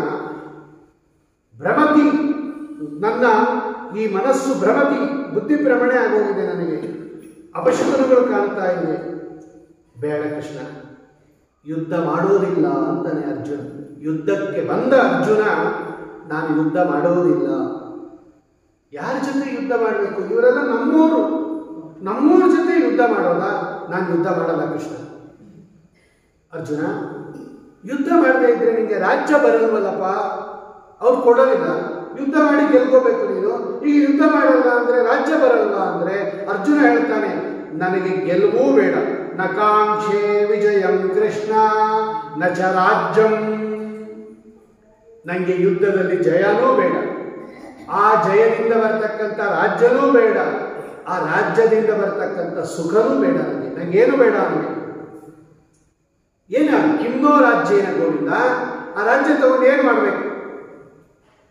ಯಾರಿಗೋಸ್ಕರ ನಾವು ಯುದ್ಧ ಮಾಡ್ತಾ ಇದ್ದೀವೋ, ಯಾರ ಜೊತೆಯಲ್ಲಿ ನಾವು ಸುಖವಾಗಿರ್ಬೋದು ಅಂತ ಈ ಯುದ್ಧವನ್ನ ಮಾಡ್ತಾ ಇದ್ದೀವೋ, ಅವರೇ ಎಲ್ಲ ಎದುರುಗಡೆ ಇರೋದು. ಎಲ್ಲರನ್ನೂ ಮನೆಯಿಂದ ಆಚೆ ಕಳಿಸ್ಬಿಟ್ಟು ಒಬ್ಬನೇ ಒಬ್ಬ ಮನೆಯಲ್ಲಿ 10 ತಿಂಡಿ ಮಾಡ್ಕೊಂಡು ತಿಂತಾ ಇದ್ರೆ ಏನ್ ಸುಖ ಬರುತ್ತದ್ರಲ್ಲಿ? ಎಲ್ಲರನ್ನೂ ಕೂಡಿಸ್ಕೊಂಡು ಅವ್ರಿಗೂ ಕೊಟ್ಟು ಹೊಟ್ಟೆ ತುಂಬ ಕೊಟ್ಟು ನೀವು ತಿಂದ್ರೆ ನಾವು ತಿಂತೀವಿ ಅಂತ ಅವರೆಲ್ಲ ಸಂತೋಷವಾಗಿ ತಿಂತಾ ಇದ್ರೆ ಇವನು ತಿಂದ್ರೆ ಇವನು ಸಂತೋಷ ಬರುತ್ತೆ. ಎಲ್ಲರನ್ನೂ ಕಳಿಸ್ಬಿಟ್ಟು ಬೇಕಾದಷ್ಟು ತಿಂಡಿ ಮಾಡ್ಕೊಂಡು ಬೋಟ್ ಹಾಕ್ಬಿಟ್ಟು ಒಬ್ಬನೇ ಎಲ್ಲ ತಗೊಂಡ್ರೆ ಸುಖ ಬರಲ್ಲ. ಅದನ್ನ ಹೇಳ್ತಾನೆ ಅರ್ಜುನ. ಏನ್ ಸ್ವಾಮಿ, ಇವರನ್ನೆಲ್ಲ ಕೊಂದುಬಿಟ್ಟು ತಂದೆ, ತಾತ, ಮುತ್ತಾತ, ಮಾತುಲ, ಶ್ವಶುರ, ಭ್ರಾತೃ, ಮಕ್ಕಳು ಎಲ್ಲರನ್ನೂ ಕೊಂದುಬಿಟ್ಟು ಆಮೇಲೆ ರಾಜ್ಯ ತಗೊಂಡು ನಾವು ಏನ್ ಮಾಡಬೇಕು? ಯಾರ ಜೊತೆಯಲ್ಲಿ ಇರಬೇಕು? ನಾವು ಯಾರ ಜೊತೆಯಲ್ಲಿ ಸಂತೋಷ ಪಡಬೇಕು? ಸಂತೋಷ ಪಡ್ಬೇಕಾದ್ರೆ ಇನ್ನೊಬ್ರು ಇರಬೇಕಲ್ವಾ? ಒಬ್ಬೊಬ್ಬರೇ ಸಂತೋಷ ಪಡೋದಕ್ಕಾಗಲ್ಲ. ಏಕಾಕಿ ನರಮತೆ. ಸಂತೋಷ ಪಡ್ಬೇಕಾದ್ರೆ ಎದುರಿಗೆ ಇನ್ನೊಬ್ಬ ಇರಬೇಕು, ಅವ್ನು ಹೇಳಬೇಕು, ಕೇಳಬೇಕು, ಕೊಡಬೇಕು, ನೋಡಬೇಕು, ಮಾತಾಡಬೇಕು, ಅವೇ ಸಂತೋಷ ಪಡ್ಬೇಕು. ಒಬ್ಬರೇ ಇದ್ದಾಗ ಏನ್ ಸಂತೋಷ ಪಡ್ತೀರಾ ನೀವು? ಎಲ್ಲರನ್ನೂ ಕೊಂದುಬಿಟ್ಟು ನಾನು ಹೆಂಗೆ ಸಂತೋಷದಿಂದ ಇರಲಿ ಅರ್ಜುನ? ಹೇ ಕೃಷ್ಣ, ಬೇಡ ಬೇಡ ಬೇಡ. ಇವರೆಲ್ಲ ನನಗೆ ತುಂಬ ಬೇಕಾದವರು. ಪಾಂಡವರು, ಇವರೆಲ್ಲ ನಮ್ಮ ಅಣ್ತಮ್ಮಂದು, ಕೌರವರು, ಪಾಠ ಹೇಳ್ಕೊಟ್ಟವರು. ಇಲ್ಲ ಇಲ್ಲ ಇಲ್ಲ, ನಾನು ಇವರನ್ನ ಕೊಲ್ಲೋದಿಲ್ಲ. ನಾನು ಯಾರನ್ನೋ ಕೊಲ್ಲಬೇಕು ಅನ್ಕೊಬಿಟ್ಟಿದ್ದೆ, ಇವರನ್ನೆಲ್ಲ ಕೊಲ್ಲಬೇಕಾ? ಬೇಡ ಬೇಡ ಬೇಡ. ಏತಾಂಶಾಮಿ ನಥೋಪಿ ಮಧುಸೂದ, ನಾನು ಇವರನ್ನೆಲ್ಲ ಕೊಲ್ಲೋದಿಲ್ಲ. ಕೃಷ್ಣ ಹೇಳ್ದ, ಈ ಯುದ್ಧ ಇದು, ನೀನು ಅವ್ರನ್ನ ಕೊಲ್ಲದೆ ಇದ್ರೆ ಅವ್ರು ನಿನ್ನನ್ನು ಕೊಲ್ತಾರಲ್ಲ, ಏನ್ ಮಾಡ್ತೀಯ ಅಂತ. ಕೊಲ್ಲಿ ಅಂತಾರೆ ಅರ್ಜುನ, ಪರವಾಗಿಲ್ಲ ಬಿಟ್ಟು. ಅವ್ರು ನನ್ನ ಕೊಂದ್ರೂ ಪರವಾಗಿಲ್ಲ, ನಾನು ಅವ್ರನ್ನ ಕೊಲ್ಲೋದಿಲ್ಲ. ಅವ್ರಿಗೆ ಗೊತ್ತಿಲ್ಲ, ಕೊಂದು ಬಿಡ್ತಾರೆ. ನಾನು ಹಂಗಲ್ಲ, ನಂಗೆ ನಾನು ಬೇಡ. ನತೋಪಿ, ನಾನು ಸಂಹಾರ ಆದರೂ ಪರವಾಗಿಲ್ಲ, ಅವ್ರು ನಾನು ಕೊಂದ್ರೂ ಪರವಾಗಿಲ್ಲ, ನಾನು ಕೊಲ್ಲೋದಿಲ್ಲ. ನಿಹತ್ಯದಾಸ್ತರ ಅಷ್ಟನ್ನ ಕಾ ಪ್ರೀತಿ, ಏನ್ ಪ್ರೀತಿ ಬಂದಂಗಾಯ್ತದೆ. ಪಾಪ ಬರುತ್ತೆ ಕೃಷ್ಣ, ಇವರನ್ನೆಲ್ಲ ಕೊಂದಿದ್ರೆ. ಆಚಾರ್ಯರು ಪಾಠ ಹೇಳ್ಕೊಟ್ಟಿರೋ ಗುರುಗಳು ದ್ರೋಣಾಚಾರ್ಯರು, ಅವ್ರನ್ನ ಕೊಂದ್ರೆ ಪಾಪ ಬರುತ್ತೆ. ತಾತ ಅವರು ಭೀಷ್ಮಾಚಾರ್ಯರು, ಅವ್ರನ್ನ ಕೊಂದ್ರೆ ಪಾಪ ಬರುತ್ತೆ. ಇವರೆಲ್ಲ ಅಣ್ತಮಂದ್ರು, ಕಸಿನ್ಸ್ ಬ್ರದರ್, ಅವರೆಲ್ಲ ಅಣ್ತಮಂದ್ರ ಮಕ್ಕಳಲ್ವ ಅವರು. ಧೃತರಾಷ್ಟ್ರ ಪಾಂಡುರಾಜ ಇಬ್ಬರು ಅಣ್ತಮಂದ್ರು. ಧೃತರಾಷ್ಟ್ರ ಮಕ್ಕಳೆಲ್ಲ ಕೌರವರು, ಪಾಂಡವರ ಮಕ್ಕಳೆಲ್ಲ ಪಾಂಡವಿನ ಮಕ್ಕಳು, ನಮ್ಮ ಅಣ್ತಮಂದ್ರವರು. ಅವ್ರನ್ನ ಕೊಂದ್ರೆ ಪಾಪ ಬರುತ್ತೆ. ಪಾಪಮೇವಾಶ್ರಯೇ ತಸ್ಮ ಆತತಾಯಿನಃ. ಅರ್ಜುನ ಅವರನ್ನೆಲ್ಲ ಆತತಾಯಿ ಅಂತ ಕರೀತಾರೆ. ಆತತಾಯಿ ಅಂದ್ರೆ ಏನು ಅಂತ ಪ್ರಶ್ನೆ ಮಾಡಿದ್ರೆ ಕೆಲವೆಲ್ಲ ಪದಗಳು ಬಂದ್ಬಿಟ್ಟಿದೆ ಭಗವದ್ಗೀತೆಯಲ್ಲಿ, ನಮ್ಗೆ ಅರ್ಥವೇ ಆಗೋದಿಲ್ಲ. ಅದಕ್ಕೆ ಆತತಾಯಿ ಅಂತ ಕರೀತಾನೆ ಅವ್ರನ್ನೆಲ್ಲ ಅರ್ಜುನ. ಆತತಾಯಿ ಅಂದ್ರೆ ಏನು? ಇದ್ಯಾವುದೋ ಹೊಸ ಶಬ್ದ ಇದು. ಆತತಾಯಿ ಸಂಸ್ಕೃತ ಶಬ್ದ ಇದು. ನಮ್ಗೆ ಅಮ್ಮ ತಾಯಿ, ಕವಳ ತಾಯಿ ಇದೆಲ್ಲ ಗೊತ್ತು. ಆತತಾಯಿ ಅಂದ್ರೆ ಏನು ಗೊತ್ತಿಲ್ಲ. ನೋಡಿ, ಇಂಥ ಸಂದರ್ಭದಲ್ಲಿ ರಾಘವೇಂದ್ರ ಸ್ವಾಮಿಗಳು ಅರ್ಥ ಬರೆದು ತೋರಿಸ್ತಾರೆ. ಆತತಾಯಿ ಅಂತ ಯಾರನ್ನು ಕರೀತಾರೆ ಅಂದ್ರೆ, ಯಾರು ಇನ್ನೊಬ್ಬರ ಮನೆಗೆ ಬೆಂಕಿ ಹಚ್ಚಿ ಸುಡುತ್ತಾರೋ, ಯಾರು ಇನ್ನೊಬ್ಬರಿಗೆ ವಿಷ ಕೊಡ್ತಾರೋ, ಯಾರು ಇನ್ನೊಬ್ಬರನ್ನ ಅಸ್ತ್ರದಿಂದ ಕತ್ತರಿಸ್ತಾರೋ, ಸಂಹಾರ ಮಾಡ್ತಾರೋ, ಖಡ್ಗದಿಂದ ಯಾರು ಕೊಲ್ತಾರೋ, ಯಾರು ಇನ್ನೊಬ್ಬರ ಹಣವನ್ನ ಅಪಹಾರ ಮಾಡ್ತಾರೋ, ಯಾರು ಇನ್ನೊಬ್ಬರ ಜಮೀನನ್ನ ಅಪಹಾರ ಮಾಡ್ತಾರೋ, ಯಾರು ಇನ್ನೊಬ್ಬರ ಪತ್ನಿಯನ್ನ ಅಪಹಾರ ಮಾಡ್ತಾರೋ, ಇವರಿಗೆಲ್ಲ ಆತತಾಯಿ ಅಂತ ಕರೀತಾರೆ. ಇವರೆಲ್ಲ ಆತತಾಯಿಗಳು ಅಂದ್ಬಿಟ್ಟು ಅರ್ಜುನ. ಈ ಎದುರು ನಿಂತಿರೋ ಕೌರವರೆಲ್ಲ ಆತತಾಯಿಗಳು. ಹೌದು, ದುರ್ಯೋಧನ ನೋಡ್ರಿ, ಬೆಂಕಿ ಹಚ್ಚಿದ್ದಾನೆ ಅರಗಿನ ಮನೆಯಲ್ಲಿ. ಭೀಮಸೇನ ದೇವರಿಗೆ ವಿಷ ಕೊಟ್ಟಿದ್ದಾನೆ. ತುಂಬಿದ ಸಭೆಯಲ್ಲಿ ದ್ರೌಪದಾದೇವಿಗೆ ಅವಮಾನ ಮಾಡಿದ್ದಾನೆ. ಪಾಂಡವರ ಹಣವನ್ನೆಲ್ಲ ಮೋಸದಿಂದ ತೆಕ್ಕೊಂಡಿದ್ದಾನೆ. ಅವರಿಗೆ ರಾಜ್ಯ ಕೊಡ್ತಾ ಇಲ್ಲ. ಭೂಹರಣ ಮಾಡಿದ್ದಾನೆ, ಧನ ಅಪಹಾರ ಮಾಡಿದ್ದಾನೆ, ಸ್ತ್ರೀ ಅಪಹಾರ ಮಾಡಿದ್ದಾನೆ, ವಿಷ ಕೊಟ್ಟಿದ್ದಾನೆ, ಬೆಂಕಿ ಹಚ್ಚಿದ್ದಾನೆ. ಇಷ್ಟು ಮಾಡಿದ್ದಾನೆ ದುರ್ಯೋಧನ. ಆತತಾಯಿ ಅದಕ್ಕೆ ಕರೀತಾನೆ ಅರ್ಜುನ. ಇವರೆಲ್ಲ ಆತತಾಯಿಗಳು. ಆದರೆ ಅರ್ಜುನ ಹೇಳ್ತಾನೆ ಇವರೆಲ್ಲ ಆತತಾಯಿಗಳು, ಆದರೆ ನಾನು ಕೊಲ್ಲೋದಿಲ್ಲ ಅಂತ. ಆದರೆ ಶಾಸ್ತ್ರ ಏನು ಹೇಳುತ್ತೆ ಅಂದ್ರೆ, ಆತತಾಯಿಗಳೇನಾದರೂ ಎದುರುಗಡೆ ಬರ್ತಾ ಇದ್ರೆ ಏನೂ ವಿಚಾರ ಮಾಡದೆ ಕೊಂದು ಬಿಡ್ಬೇಕಂತೆ ಅವರನ್ನ ಅಂತ ಶಾಸ್ತ್ರ ಹೇಳುತ್ತೆ. ಅರ್ಜುನ ಹೇಳ್ತಾನೆ ಇವರೆಲ್ಲ ಆತತಾಯಿಗಳು, ನಾನು ಕೊಲ್ಲೋದಿಲ್ಲ ಅಂತಾನೆ. ಕೃಷ್ಣ ಹೇಳ್ತಾನೆ ಇದೇನಿದು ಆತತಾಯಿ ಅಂತ್ಯ, ಕೊಲ್ಲೋದಿಲ್ಲ ಅಂತ್ಯ. ಶಾಸ್ತ್ರ ನೋಡಿದ್ರೆ ಆತತಾಯಿ ಎದುರಿಗೆ ಬರ್ತಾ ಇದ್ರೆ ಅವ್ನು ಕೊಲ್ಲಬೇಕು ಅಂತಿದೆ. ಏಕಾದಶಿ ನಾನು ಉಪವಾಸ ಮಾಡಲ್ಲ ಅಂದಂಗಾಯ್ತು. ಇವತ್ತು ಏಕಾದಶಿ ಅಂದ್ರೆ ಉಪವಾಸ ಮಾಡಬೇಕು ಅಂತ ಅರ್ಥ. ಶಾಸ್ತ್ರ ಹೇಳ್ತಾ ಇದೆ ಇವತ್ತು ಏಕಾದಶಿ, ಅದಕ್ಕೆ ನಾನು ಉಪವಾಸ ಮಾಡಲ್ಲ ಅಂದ್ರೆ ಕಾಂಟ್ರಡಿಕ್ಟರಿ ಆಗುತ್ತಲ್ವಾ. ಹಂಗೆ ಇವನು ಆತತಾಯಿ, ನಾ ಕೊಲ್ಲೋದಿಲ್ಲ. ಯಾಕಂಗಂದ ಅರ್ಜುನ? ಅವನಿಗೆ ಗೊತ್ತಿಲ್ವಾ ಶಾಸ್ತ್ರ ಅಂದ್ರೆ? ರಾಯರು ಬರೀತಾರೆ, ಅರ್ಜುನನ ಮಾತು ನಿಮ್ಗೆ ಅರ್ಥ ಆಗಿಲ್ಲ. ದುರ್ಯೋಧನಾದಿಗಳು ಆತತಾಯಿಗಳೇ, ಅದರಲ್ಲೇನು ಸಂಶಯ ಇಲ್ಲ. ಆದರೆ ಅವರನ್ನು ಮಾತ್ರ ಕೊಲ್ಲಕ್ಕಾಗಲ್ಲ. ಅವರ ಜೊತೆಯಲ್ಲಿ ಭೀಷ್ಮಾಚಾರ್ಯರು, ದ್ರೋಣಾಚಾರ್ಯರು, ಕೃಪಾಚಾರ್ಯರು, ಅಶ್ವತ್ಥಾಮಾಚಾರ್ಯರು ಇವರನ್ನೆಲ್ಲ ಕೊಲ್ಲಬೇಕು. ಅವರೆಲ್ಲ ಆತತಾಯಿಗಳು ಅಲ್ವಲ್ಲ. ಅವರೆಲ್ಲ ಆತತಾಯಿಗಳು ಅಲ್ವಲ್ಲ, ಅದಕ್ಕೆ ನಾನು ಕೊಲ್ಲಲ್ಲ ಅಂತಾರೆ. ಆತತಾಯಿಗಳನ್ನ ಕೊಲ್ಲೋದಿಲ್ಲ ಅಂದ್ರೆ ಏನಂತ ಅಂದ್ರೆ, ಆತತಾಯಿಗಳ ಜೊತೆಯಲ್ಲಿದ್ದಾರಲ್ಲ ಇವರೆಲ್ಲ, ಅವರೇನು ಆತತಾಯಿಗಳಲ್ಲ. ಆತತಾಯಿಗಳನ್ನ ಕೊಲ್ಲಬೇಕಾದ್ರೆ ಇವ್ರನ್ನೂ ಕೊಲ್ಲಬೇಕಾಗತ್ತೆ. ಅದಕ್ಕೆ ನಾನು ಕೊಲ್ಲೋದಿಲ್ಲ ಅಂತ ಅರ್ಜುನನ ಅಭಿಪ್ರಾಯನೇ ಹೊರತು ಅರ್ಜುನನಿಗೆ ಶಾಸ್ತ್ರ ಗೊತ್ತಿಲ್ಲ ಅಂತ ತಿಳ್ಕೋಬೇಡಿ ಅಂತ ರಾಯರು ನಮ್ಮ ಗೀತಾಭಿವೃದ್ಧಿಯಲ್ಲಿ ಬರೀತಾರೆ. ಒಟ್ಟಿನಲ್ಲಿ ಅರ್ಜುನ ಹೇಳ್ತಾನೆ, ನಾನು ಇವರನ್ನೆಲ್ಲ ಕೊಲ್ಲೋದಿಲ್ಲ, ನಮಗೆ ಪಾಪ ಬಂದ್ಬಿಡತ್ತೆ. ಸ್ವಾಮಿ ಅವನು ಹೇಳ್ತಾನೆ, ಅವ್ರು ಬೇಕಾದ್ರೆ ಕೊಲ್ಲಿ, ಅವ್ರಿಗೆ ಏನು ಇದೆಲ್ಲ ಜ್ಞಾನ ಇಲ್ಲ, ಅವ್ರಿಗೆ ರಾಜ್ಯ ಬೇಕು, ಅವ್ರು ಬೇಕಾದ್ರೆ ಕೊಲ್ಲಲಿ, ನಾನು ಕೊಲ್ಲೋದಿಲ್ಲ. ಯಾಕೆ? ಇನ್ನೇನಾಗತ್ತೆ ಅಂತ ಹೇಳಿದ್ರೆ, ಈಗ ಕುರುಕುಲವೇ ನಾಶ ಆಗ್ಬಿಡುತ್ತೆ. ನೋಡಿ, ಅರ್ಜುನ ಕಾರಣ ಕೊಡ್ತಾನೆ, ಯುದ್ಧ ಯಾಕೆ ನಾನು ಮಾಡಲ್ಲ ಅಂದ್ರೆ, ಇವ್ರನ್ನೆಲ್ಲ ಸಂಹಾರ ಮಾಡ್ಬಿಡ್ತೀನಿ, ಎಲ್ಲ ಕೌರವರು ಸಂಹಾರ ಆಗ್ಬಿಡ್ತಾರೆ ಅಂತ ಇಟ್ಕೋ, ಕುರುಕುಲನೇ ನಾಶ ಆಗ್ಬಿಡತ್ತೆ. ಒಂದು ಕುಲ ಪೂರ್ತಿ ನಾಶ ಆಗ್ಬಿಡತ್ತೆ. ಒಂದು ಕುಲ ನಾಶ ಆದ್ರೆ ಆ ಕುಲ ಧರ್ಮಗಳೆಲ್ಲ ನಾಶ ಆಗ್ಬಿಡುತ್ತೆ. ಅವ್ರೇನು ಧರ್ಮಾಚರಣೆ ಮಾಡ್ಕೊಂಡು ಬಂದಿರ್ತಾರೆ, ಹಿಂದಿನಿಂದ ಕುಲನೇ ಇಲ್ಲ ಅಂದ್ರೆ ಕುಲ ಧರ್ಮ ಎಲ್ಲಿಂದ ಬರುತ್ತೆ? ಕುಲ ಧರ್ಮ ಎಲ್ಲಿಂದ ಬರುತ್ತೆ? ಒಂದು ಕುಲ ನಾಶ ಆದ್ರೆ ಆ ಕುಲ ಧರ್ಮಗಳೆಲ್ಲ ನಾಶ ಆಗ್ಬಿಡುತ್ತೆ. ಅವ್ರೇನು ಧರ್ಮಾಚರಣೆ ಮಾಡ್ಕೊಂಡು ಬಂದಿರ್ತಾರೆ ಹಿಂದಿನಿಂದ, ಕುಲನೇ ಇಲ್ಲ ಅಂದ್ರೆ ಕುಲ ಧರ್ಮ ಎಲ್ಲಿಂದ ಬರುತ್ತೆ? ಕುಲ ಧರ್ಮ ಈ ಹಿಂದಿನ ಕಾಲದಲ್ಲಿ ಬೇಕಾದಷ್ಟು ಆಚರಣೆ ಮಾಡ್ತಾ ಇದ್ರು ಹಿರಿಯರು, ಅವರೆಲ್ಲ ಸತ್ತೋದ್ರು. ಆ ಆಚರಣೆ ಎಲ್ಲ ಏನಾಯ್ತು, ಎಲ್ಲ ಬಿಟ್ಟೋಯ್ತು ಇವತ್ತು ಯಾರು ಮಾಡೋದೇ ಇಲ್ಲ ಅದನ್ನ. ಅವ್ರು ಮಾಡ್ತಾ ಇರೋರು ಹೊಟ್ಟೋಗ್ಬಿಟ್ರೆ ಆ ಧರ್ಮಗಳೆಲ್ಲ ಏನಾಗುತ್ತೆ, ಹಂಗೆ ನಾಶ ಆಗ್ಬಿಡುತ್ತೆ. ಈ ಧರ್ಮ ನಾಶ ಆದ್ರೆ ಏನಾಗುತ್ತೆ, ಆ ಜಾಗದಲ್ಲಿ ಅಧರ್ಮ ಬಂದ್ಬಿಡುತ್ತೆ. ನೋಡಿ, ಹಿಂದಿನ ಕಾಲದಲ್ಲಿ ಎಲ್ಲರ ಮನೆಯಲ್ಲೂ ದೇವರ ಮನೆ ಇತ್ತು, ದೊಡ್ಡ ದೊಡ್ಡ ದೇವರ ಮನೆ ಇತ್ತು, ದೊಡ್ಡ ದೊಡ್ಡ ಮಂಟಪ ಇತ್ತು, ಪೂಜೆ ಪುರಸ್ಕಾರಗಳಾಗೋದು. ಆ ಹಿರಿಯರೆಲ್ಲ ಸತ್ತೋದ್ರು. ಈ ಚಿಕ್ಕವ್ರು ಏನ್ ಮಾಡಿದ್ರು, ಅವ್ರ ಮಕ್ಕಳು ಮೊದಲು ಮಾಡೋ ಕೆಲಸ ಏನಪ್ಪಾ ಅಂದ್ರೆ ದೇವ್ರ ಪೆಟ್ಟಿಗೆ ತಗೊಂಡ್ಬಂದು ಮಠ ಕೊಟ್ಬಿಡ್ತಾರೆ. ನಾವಿಂದ ದೇವ್ರ ಪೂಜೆ ಮಾಡಲ್ಲ. ಮಂಟಪ ಇದೆ ದೊಡ್ಡದು ಬೇಕಾ, ಮಂಟಪ ಕೊಟ್ಬಿಡ್ತಾರೆ. ದೇವ್ರ ಸಾಲಿಗ್ರಾಮ ಇದೆ ಬೇಕಾ, ಸಾಲಿಗ್ರಾಮ ಕೊಟ್ಬಿಡ್ತಾರೆ. ಆ ದೇವ್ರ ಮನೇನ ರೀಡಿಂಗ್ ರೂಮ್ ಮಾಡ್ಕೊಂಡ್ಬಿಡ್ತಾರೆ, ದೇವರೆಲ್ಲ ಕೊಟ್ಬಿಡ್ತಾರೆ. ಅದೇ ಫ್ರಿಡ್ಜು ಕೊಡ್ತಾರ, ಟಿವಿ ಕೊಡ್ತಾರ, ಇಲ್ಲ ಅದೆಲ್ಲ ಬೇಕು ನಮಗೆ, ಅದೆಲ್ಲ ನಮ್ಮ ಅಪ್ಪ ಇಟ್ಬಿಟ್ಟು ಹೋಗಿದ್ದು ಹಂಗೆ ಇಟ್ಕೋತಾರೆ. ಇವರು ವಾಷಿಂಗ್ ಮೆಷಿನ್ ಕೊಡ್ತೀರಾ, ನಮಗೆ ಬೇಕಪ್ಪ ಅಂತಾರೆ. ಸಾಲಿಗ್ರಾಮ ಕೊಟ್ಬಿಡ್ತಾರೆ, ಮಂಟಪ ಕೊಟ್ಬಿಡ್ತಾರೆ. ಅಂದ್ರೆ ನಮ್ಮ ಮನೆಯಲ್ಲಿ ದೇವರು ಬೇಡ, ನಮ್ಗೆ ಮಂಟಪ ಬೇಡ, ನಮ್ಮ ಮನೆಗೆ ದೇವರು ಬೇಡ. ಈಗ ಅವ್ರ ಮನೆಯಲ್ಲೆಲ್ಲ ದೇವ್ರ ಪೂಜೆ ಏನಾಯ್ತು, ನಿಂತೋಯ್ತು. ತಾತ ಮುತ್ತಾತಂದರು ಮಾಡ್ಕೊಂಡು ಬಂದಿರೋ ದೇವ್ರ ಪೂಜೆ ಏನಾಯ್ತು, ನಿಂತೋಯ್ತು. ದೇವರ ಪೂಜೆ ನಿಂತೋದ್ರೆ, ಧರ್ಮ ನಿಂತೋದ್ರೆ ಏನಾಗುತ್ತೆ ಅಂದ್ರೆ ಆ ಜಾಗದಲ್ಲಿ ಅಧರ್ಮ ಬಂದ್ಬಿಡುತ್ತೆ. ನೋಡಿ, ಪ್ರತಿದಿನ ದೇವರ ಪೂಜೆ, ನೈವೇದ್ಯ, ಮಂಗಳಾರತಿ, ಘಂಟಾನಾದ, ಜಾಂಟೆ, ಪಾಠ, ಪಾರಾಯಣ, ಪ್ರವಚನ ಇದ್ರೆ ದೇವತೆಗಳ ಸನ್ನಿಧಾನ ಇರುತ್ತೆ ಮನೆಯಲ್ಲಿ. ಎಲ್ಲಿ ಭಗವಂತನ ಪೂಜೆ ನಡೆಯುತ್ತೋ ಅಲ್ಲಿ ದೇವತೆಗಳಿರ್ತಾರೆ, ದೊಡ್ಡ ದೊಡ್ಡ ಜ್ಞಾನಿಗಳಿರ್ತಾರೆ. ಅವ್ರು ನಮಗೆಲ್ಲ ಆಶೀರ್ವಾದ ಮಾಡ್ತಿರ್ತಾರೆ. ಚೆನ್ನಾಗಿರಿ ನೀವು, ನಿಮ್ಮ ಮಕ್ಕಳಿಗೆ ಮದುವೆ ಮುಂಜಿ ಎಲ್ಲ ಆಗಲಿ, ಸಂತಾನ ಆಗಲಿ, ಆರೋಗ್ಯ ಇರಲಿ ಅಂತ. ಯಾವಾಗ ದೇವರನ್ನು ನಾವು ಮನೆಯಿಂದ ಕಳಿಸ್ಬಿಟ್ವಿ, ದೇವತೆಗಳು ಮನೆಯಿಂದ ಹೊರಟೋದು. ದೇವತೆಗಳು ಯಾವಾಗ ಮನೆಯಿಂದ ಹೋಗ್ತಾರೋ ದೆವ್ವಗಳೆಲ್ಲ ಬಂದು ಸೇರ್ಕೊಂಡ್ಬಿಡುತ್ತೆ ಮನೆಗೆ. ಅದಕ್ಕೆ ಎಲ್ಲರ ಮನೆಯಲ್ಲೂ ದೆವ್ವ ಸೇರ್ಕೊಂಡ್ಬಿಟ್ಟಿದೆ. ಯಾರ ಮನೆಯಲ್ಲೂ ಮದುವೆ ಇಲ್ಲ, ಯಾರ ಮನೆಯಲ್ಲೂ ಗುಂಜಿ ಇಲ್ಲ, ಯಾರಿಗೆ ಮಕ್ಕಳಿಲ್ಲ, ಯಾರಿಗೆ ಇದಿಲ್ಲ, ಎಲ್ಲ ರೋಗ, ಒಂದೊಂದೇ ಒಬ್ಬೊಬ್ಬರು ಒಂದೊಂದು ರೋಗ. ಇದು ದೆವ್ವ ಕೊಡೋ ವರ ಇದು. ದೇವತೆಗಳೆಲ್ಲ ಹೊರಟೋದ್ರೆ ದೆವ್ವಗಳು. ಅದನ್ನ ಅರ್ಜುನ ಹೇಳ್ತಾನೆ, ಧರ್ಮ ಯಾವಾಗ ಹೊರಟೋಗುತ್ತೋ ಅಧರ್ಮ ಬಂದ್ಬಿಡುತ್ತೆ ಆ ಜಾಗದಲ್ಲಿ. ಅಧರ್ಮ ಯಾವಾಗ ಬರುತ್ತೋ ಮಾಡಬಾರದ ಕೆಲಸ ಮಾಡಕ್ಕೆ ಶುರು ಮಾಡ್ತಾರೆ.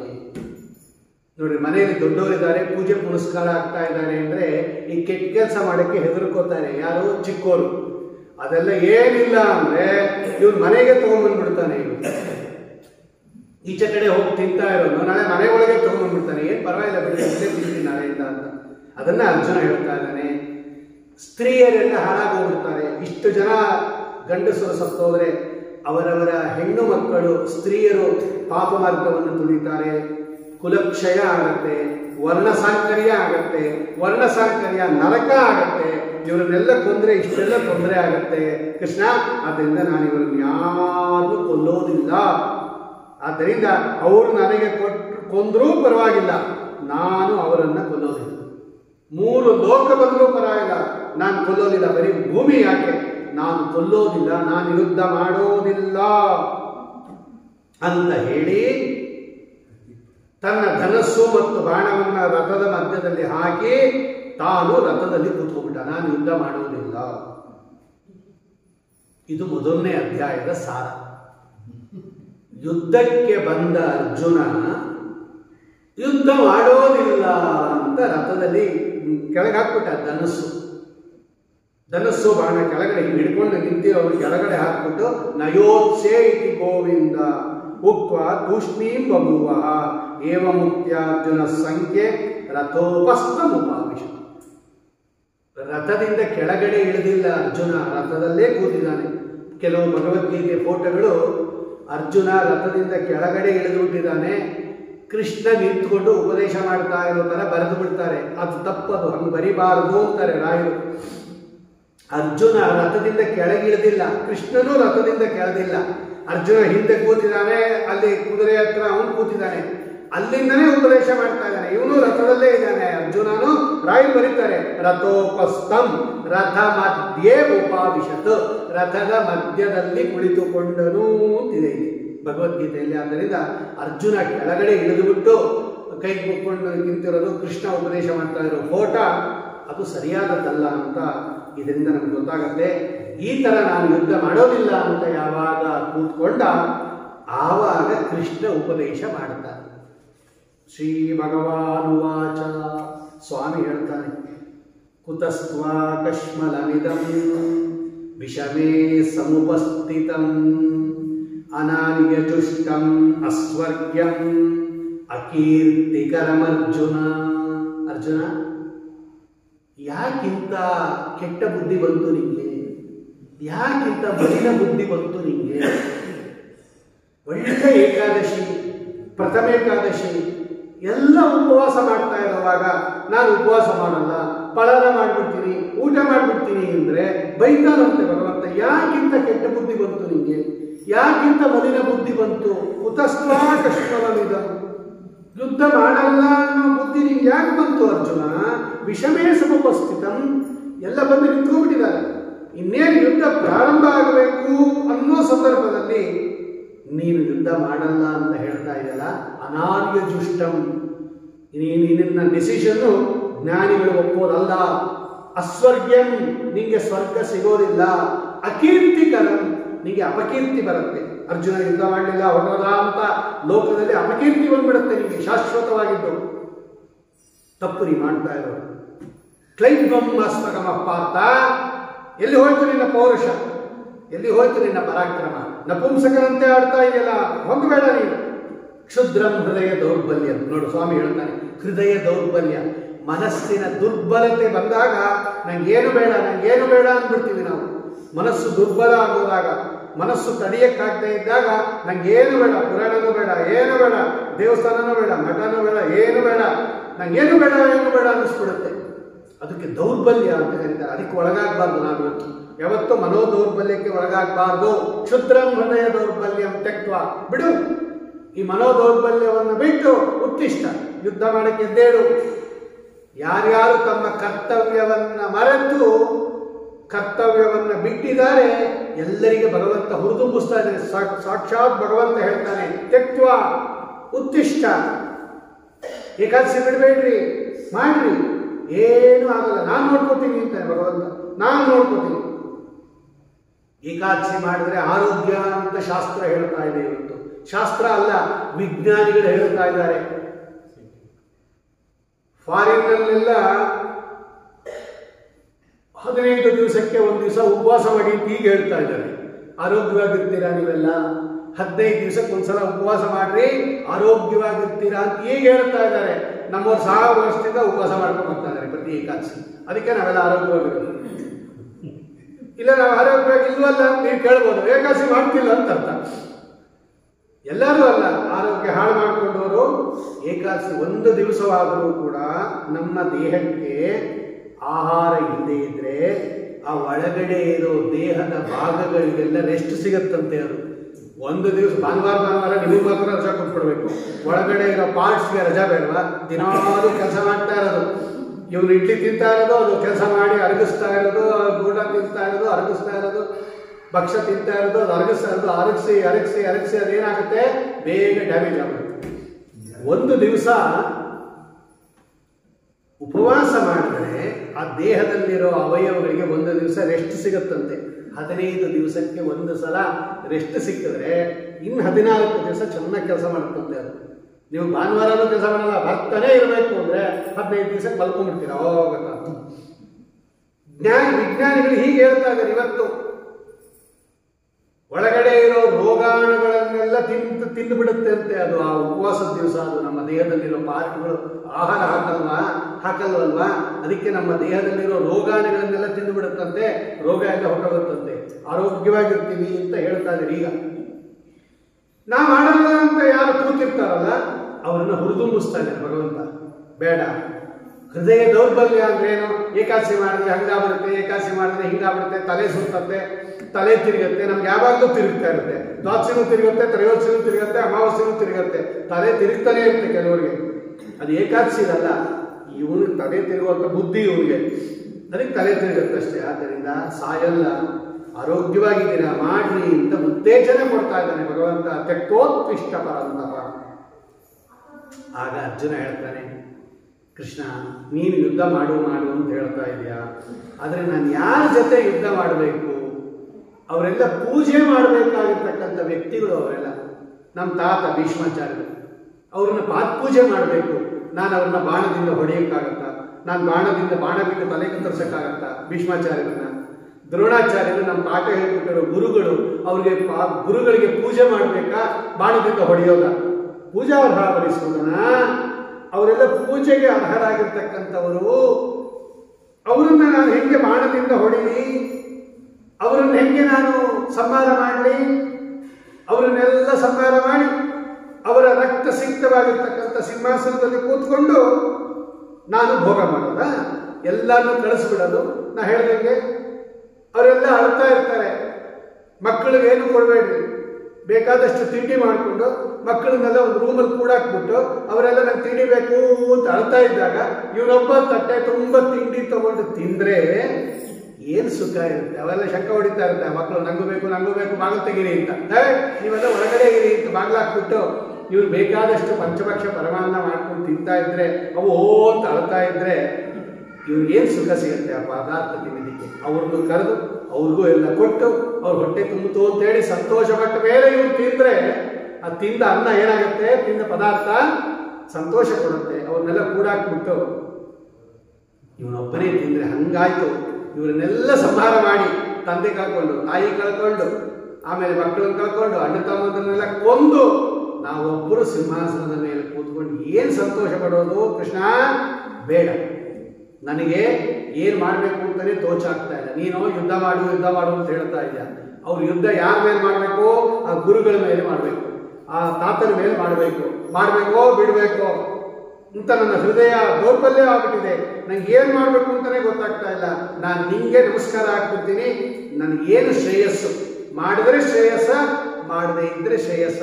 ನಾನು ನಿಮ್ಮ ಶಿಷ್ಯಸ್ಥೇಹಂ ಶಾಲಿ ಮಾಂ ಪ್ರಪನ್ನ, ನಿಮಗೆ ಶರಣಾಗತನಾಗಿದ್ದೀನಿ, ನನಗೆ ಉಪದೇಶ ಮಾಡು ಅಂತ ಹೇಳಿ ಸುಮ್ಮನೆ ಆಗಿಬಿಟ್ಟ. ನಯೋತ್ಸೆ, ನನ್ನ ಡಿಸಿಷನ್ ಹೇಳ್ಬಿಡ್ತೀನಿ ನೋಡು ಕೃಷ್ಣ, ನಾನು ಯುದ್ಧ ಮಾಡೋದಿಲ್ಲ ಅಂತ ಹೇಳ್ಬಿಟ್ಟು ಕೂತ್ಕೊಂಡ್ಬಿಟ್ಟ. ತುಷ್ಣೀಂ ಬಹುವಃ. ಆಗ ನಗನಗತ ಹೇಳ್ತಾನಂತೆ ಭಗವಂತ, ನಕ್ಕಂದಂತೆ, ಎಂತ ದಡ್ಡ ಅರ್ಜುನ ನೀನು, ಪ್ರಹಸನ್ನಿವ ಭಾರತ. ಅವನನ್ನ ನಗತ್ತೆ ಹಾಸ್ಯ ಮಾಡ್ಕೊಂಡು ಹೇಳ್ತಾನಂತೆ ಭಗವಂತ. ಶ್ರೀ ಭಗವಾನುವಾಚ. ನೋಡಿ, ಇಲ್ಲಿಂದ ಭಗವದ್ಗೀತೆ ಶುರುವಾಗುತ್ತೆ. 2ನೇ ಅಧ್ಯಾಯದ 11ನೇ ಶ್ಲೋಕದಿಂದ ಸ್ವಾಮಿ ಅರ್ಜುನನನ್ನ ನಿಮಿತ್ತ ಮಾಡಿಕೊಂಡು, ಅರ್ಜುನಕ್ಕೆ ತಾನೇ ಹೇಳಿರೋದು, ನಮಗೇನಲ್ಲ ಅನ್ಕೊಂಡ್ಬಿಡಿ, ಸುಮ್ಮನೆ ಅರ್ಜುನನನ್ನ ನೆಪ ಮಾಡಿಕೊಂಡು ಎಲ್ಲರಿಗೂ ಭಗವಂತ ಹೇಳ್ತಾ ಇದ್ದಾನೆ. ಎಲ್ಲ ಸಜ್ಜನರಿಗೂ ಭಗವಂತ ಹೇಳ್ತಾನೆ.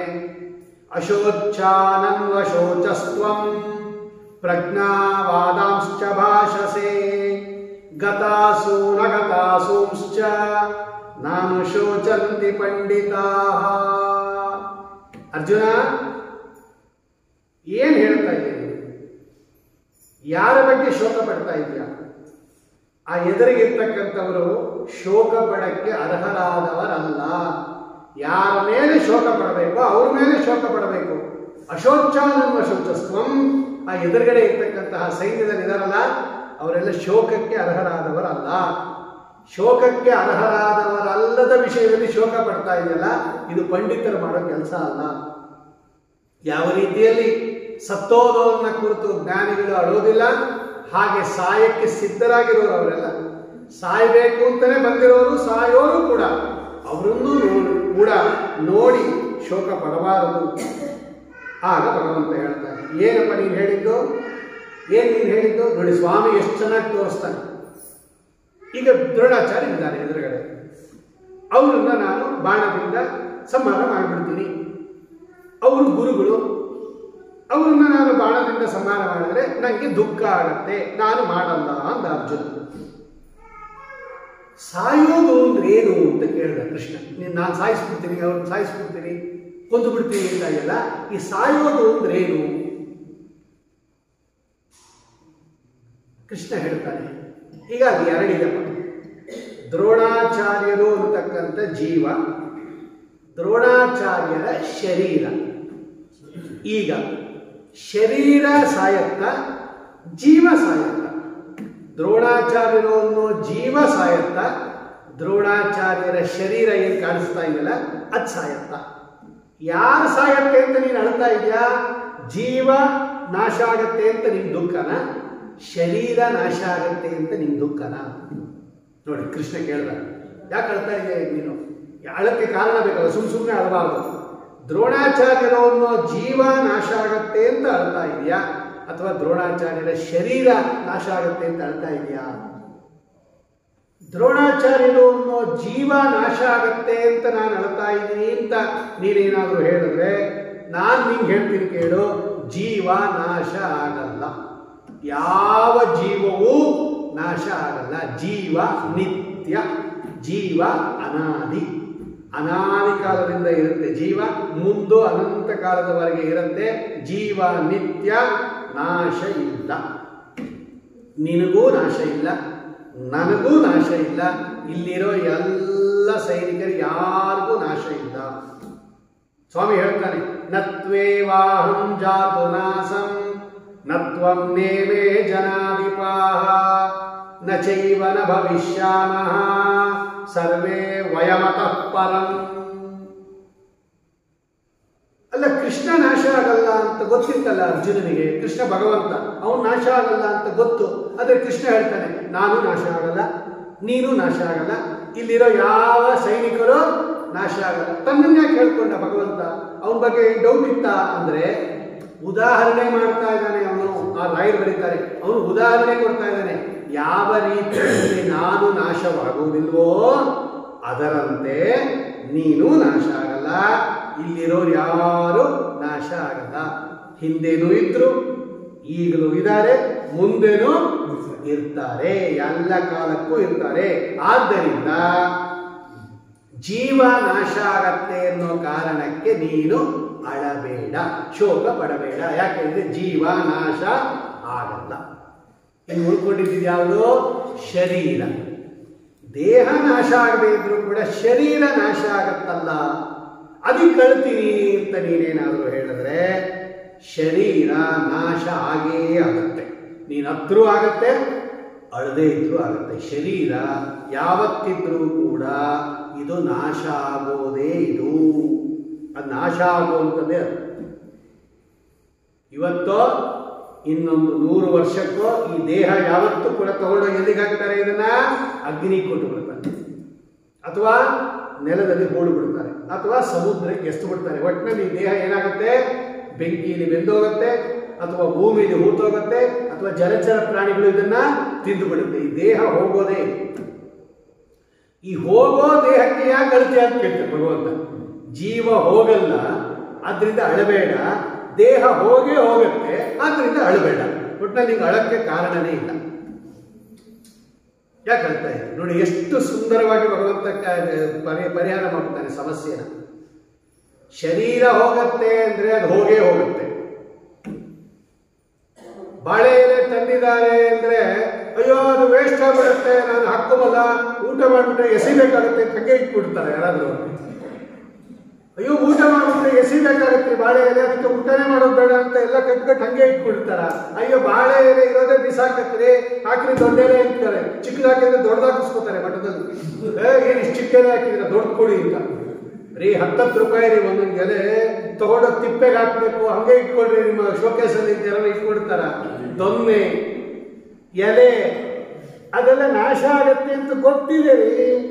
ಅದು ನಾಶ ಆಗಲಿ ಅಂತಾನೆ ತಂದಿರೋದು, ಉಪಯೋಗ ಆಗಲಿ ಅಂತಾನೆ ತಂದಿರೋದು. ಊಟ ಆದ ತಕ್ಷಣ ಏನ್ ಮಾಡ್ತಾರೆ? ತೆಗೆದು ಬಿಸಾಕ್ತಾರೆ. ಅಯ್ಯೋ ಬಾಳೆ ಎಲೆ ಬಿಸಾಕ್ತಾರೆ, ಅದಕ್ಕೆ ನಾನು ಊಟನೇ ಮಾಡೋದಪ್ಪ, ಅದು ಬಾಳೆ ಎಲೆ ಊಟನೇ ಮಾಡಲ್ಲ ಅಂತ ಶೋಕೇಸಲ್ಲಿ ಇಟ್ಬಿಟ್ಟು ನಂದ ಮೇಲೆ ಊಟ ಮಾಡ್ತಾರ. ತಗೊಂಡ್ಬಂದ್ರೆ ದೊಡ್ಡ ಎಲೆ ಅಂತ ಹೆಂಗೆ ಹಾಕೋತೀವೋ, ಈ ಶರೀರನೂ ಅಷ್ಟೇ, ಇದು ನಾಶ ಆಗೇ ಆಗುತ್ತೆ. ಹೆಂಗೆ ಕೇಳಿದ ಅರ್ಜುನ. ಅದಕ್ಕೆ ಭಗವಂತ ಹೇಳ್ತಾನೆ, ನೋಡು ನಿನ್ನ ಶರೀರ ಇತ್ತಲ್ಲಪ್ಪ, ಈ ಶರೀರ ನೀ ಹುಟ್ಟಿದಾಗ ಹೇಗಿತ್ತು?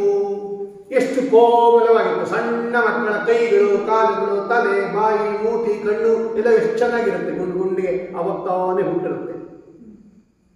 ಇದಕ್ಕೆ ಶೈಶವಾವಸ್ಥೆ ಅಂತ. ಆಗ ಮಗು ದೇಹ ಹೆಂಗಿರುತ್ತೆ? ಆಮೇಲೆ ಸ್ವಲ್ಪ ದೊಡ್ಡದಾಗತ್ತೆ ಮಗು, 10 ವರ್ಷಕ್ಕೆ ಬರುತ್ತೆ. ಆವಾಗ ದೇಹ ಹೆಂಗಿರುತ್ತೆ? ಮಗು ಇದ್ದಾಗ ಇರುತ್ತಲ್ಲ ಹಂಗಿರಲ್ಲ. ಅದು ಸ್ವಲ್ಪ ಏನಾಗುತ್ತೆ, ಅದು ಬಲಿ ಇರುತ್ತೆ. ಅದೆಲ್ಲ ಯಾರನ್ನ ಅರ್ಥ ಕೂತ್ಕೋತಾರ, ಹಂಗಿದ್ದೋ ನಾನು ಹಿಂಗಾಗ್ಬಿಟ್ಟೆ ಅಂತ. ಆಮೇಲೆ 20 ವರ್ಷಕ್ಕೆ ಬಂದ್ರೆ ಇನ್ನೂ ಸ್ಟ್ರಾಂಗ್ ಆಗ್ಬಿಡುತ್ತೆ, ಒಳ್ಳೆ ಯೂತ್ ಆಗ್ಬಿಡ್ತಾನೆ, ಗುಂಡು ಗುಂಡು ದಪ್ಪ ಮಸಲ್ ಹಿಂಗೆ ತೋರಿಸ್ತಾನೆ, ಅರ್ಥ ಕೂತ್ಕೋತಾನೆ, ನಾನು ಹಿಂಗಿದ್ದೆ ಹಿಂಗಾಗ್ಬಿಟ್ಟೆ ಅಂತ ಖುಷಿ ಪಡ್ತಾನೆ. ನೋಡಿ, ಶೈಶವಾವಸ್ಥೆಯಿಂದ ಕೌಮಾರಾವಸ್ಥೆಗೆ ಬರುತ್ತೆ, ಕೌಮಾರಾವಸ್ಥೆಯಿಂದ ತಾರುಣ್ಯಾವಸ್ಥೆಗೆ ಬರುತ್ತೆ, ತಾರುಣ್ಯಾವಸ್ಥೆಯಿಂದ ಬರ್ತಾ ಬರ್ತಾ ಅದು ತಿರ್ಗ ಏನಾಗುತ್ತೆ, ಕುಗ್ಗಕ್ಕೆ ಶುರು ಆಗ್ಬಿಡುತ್ತೆ.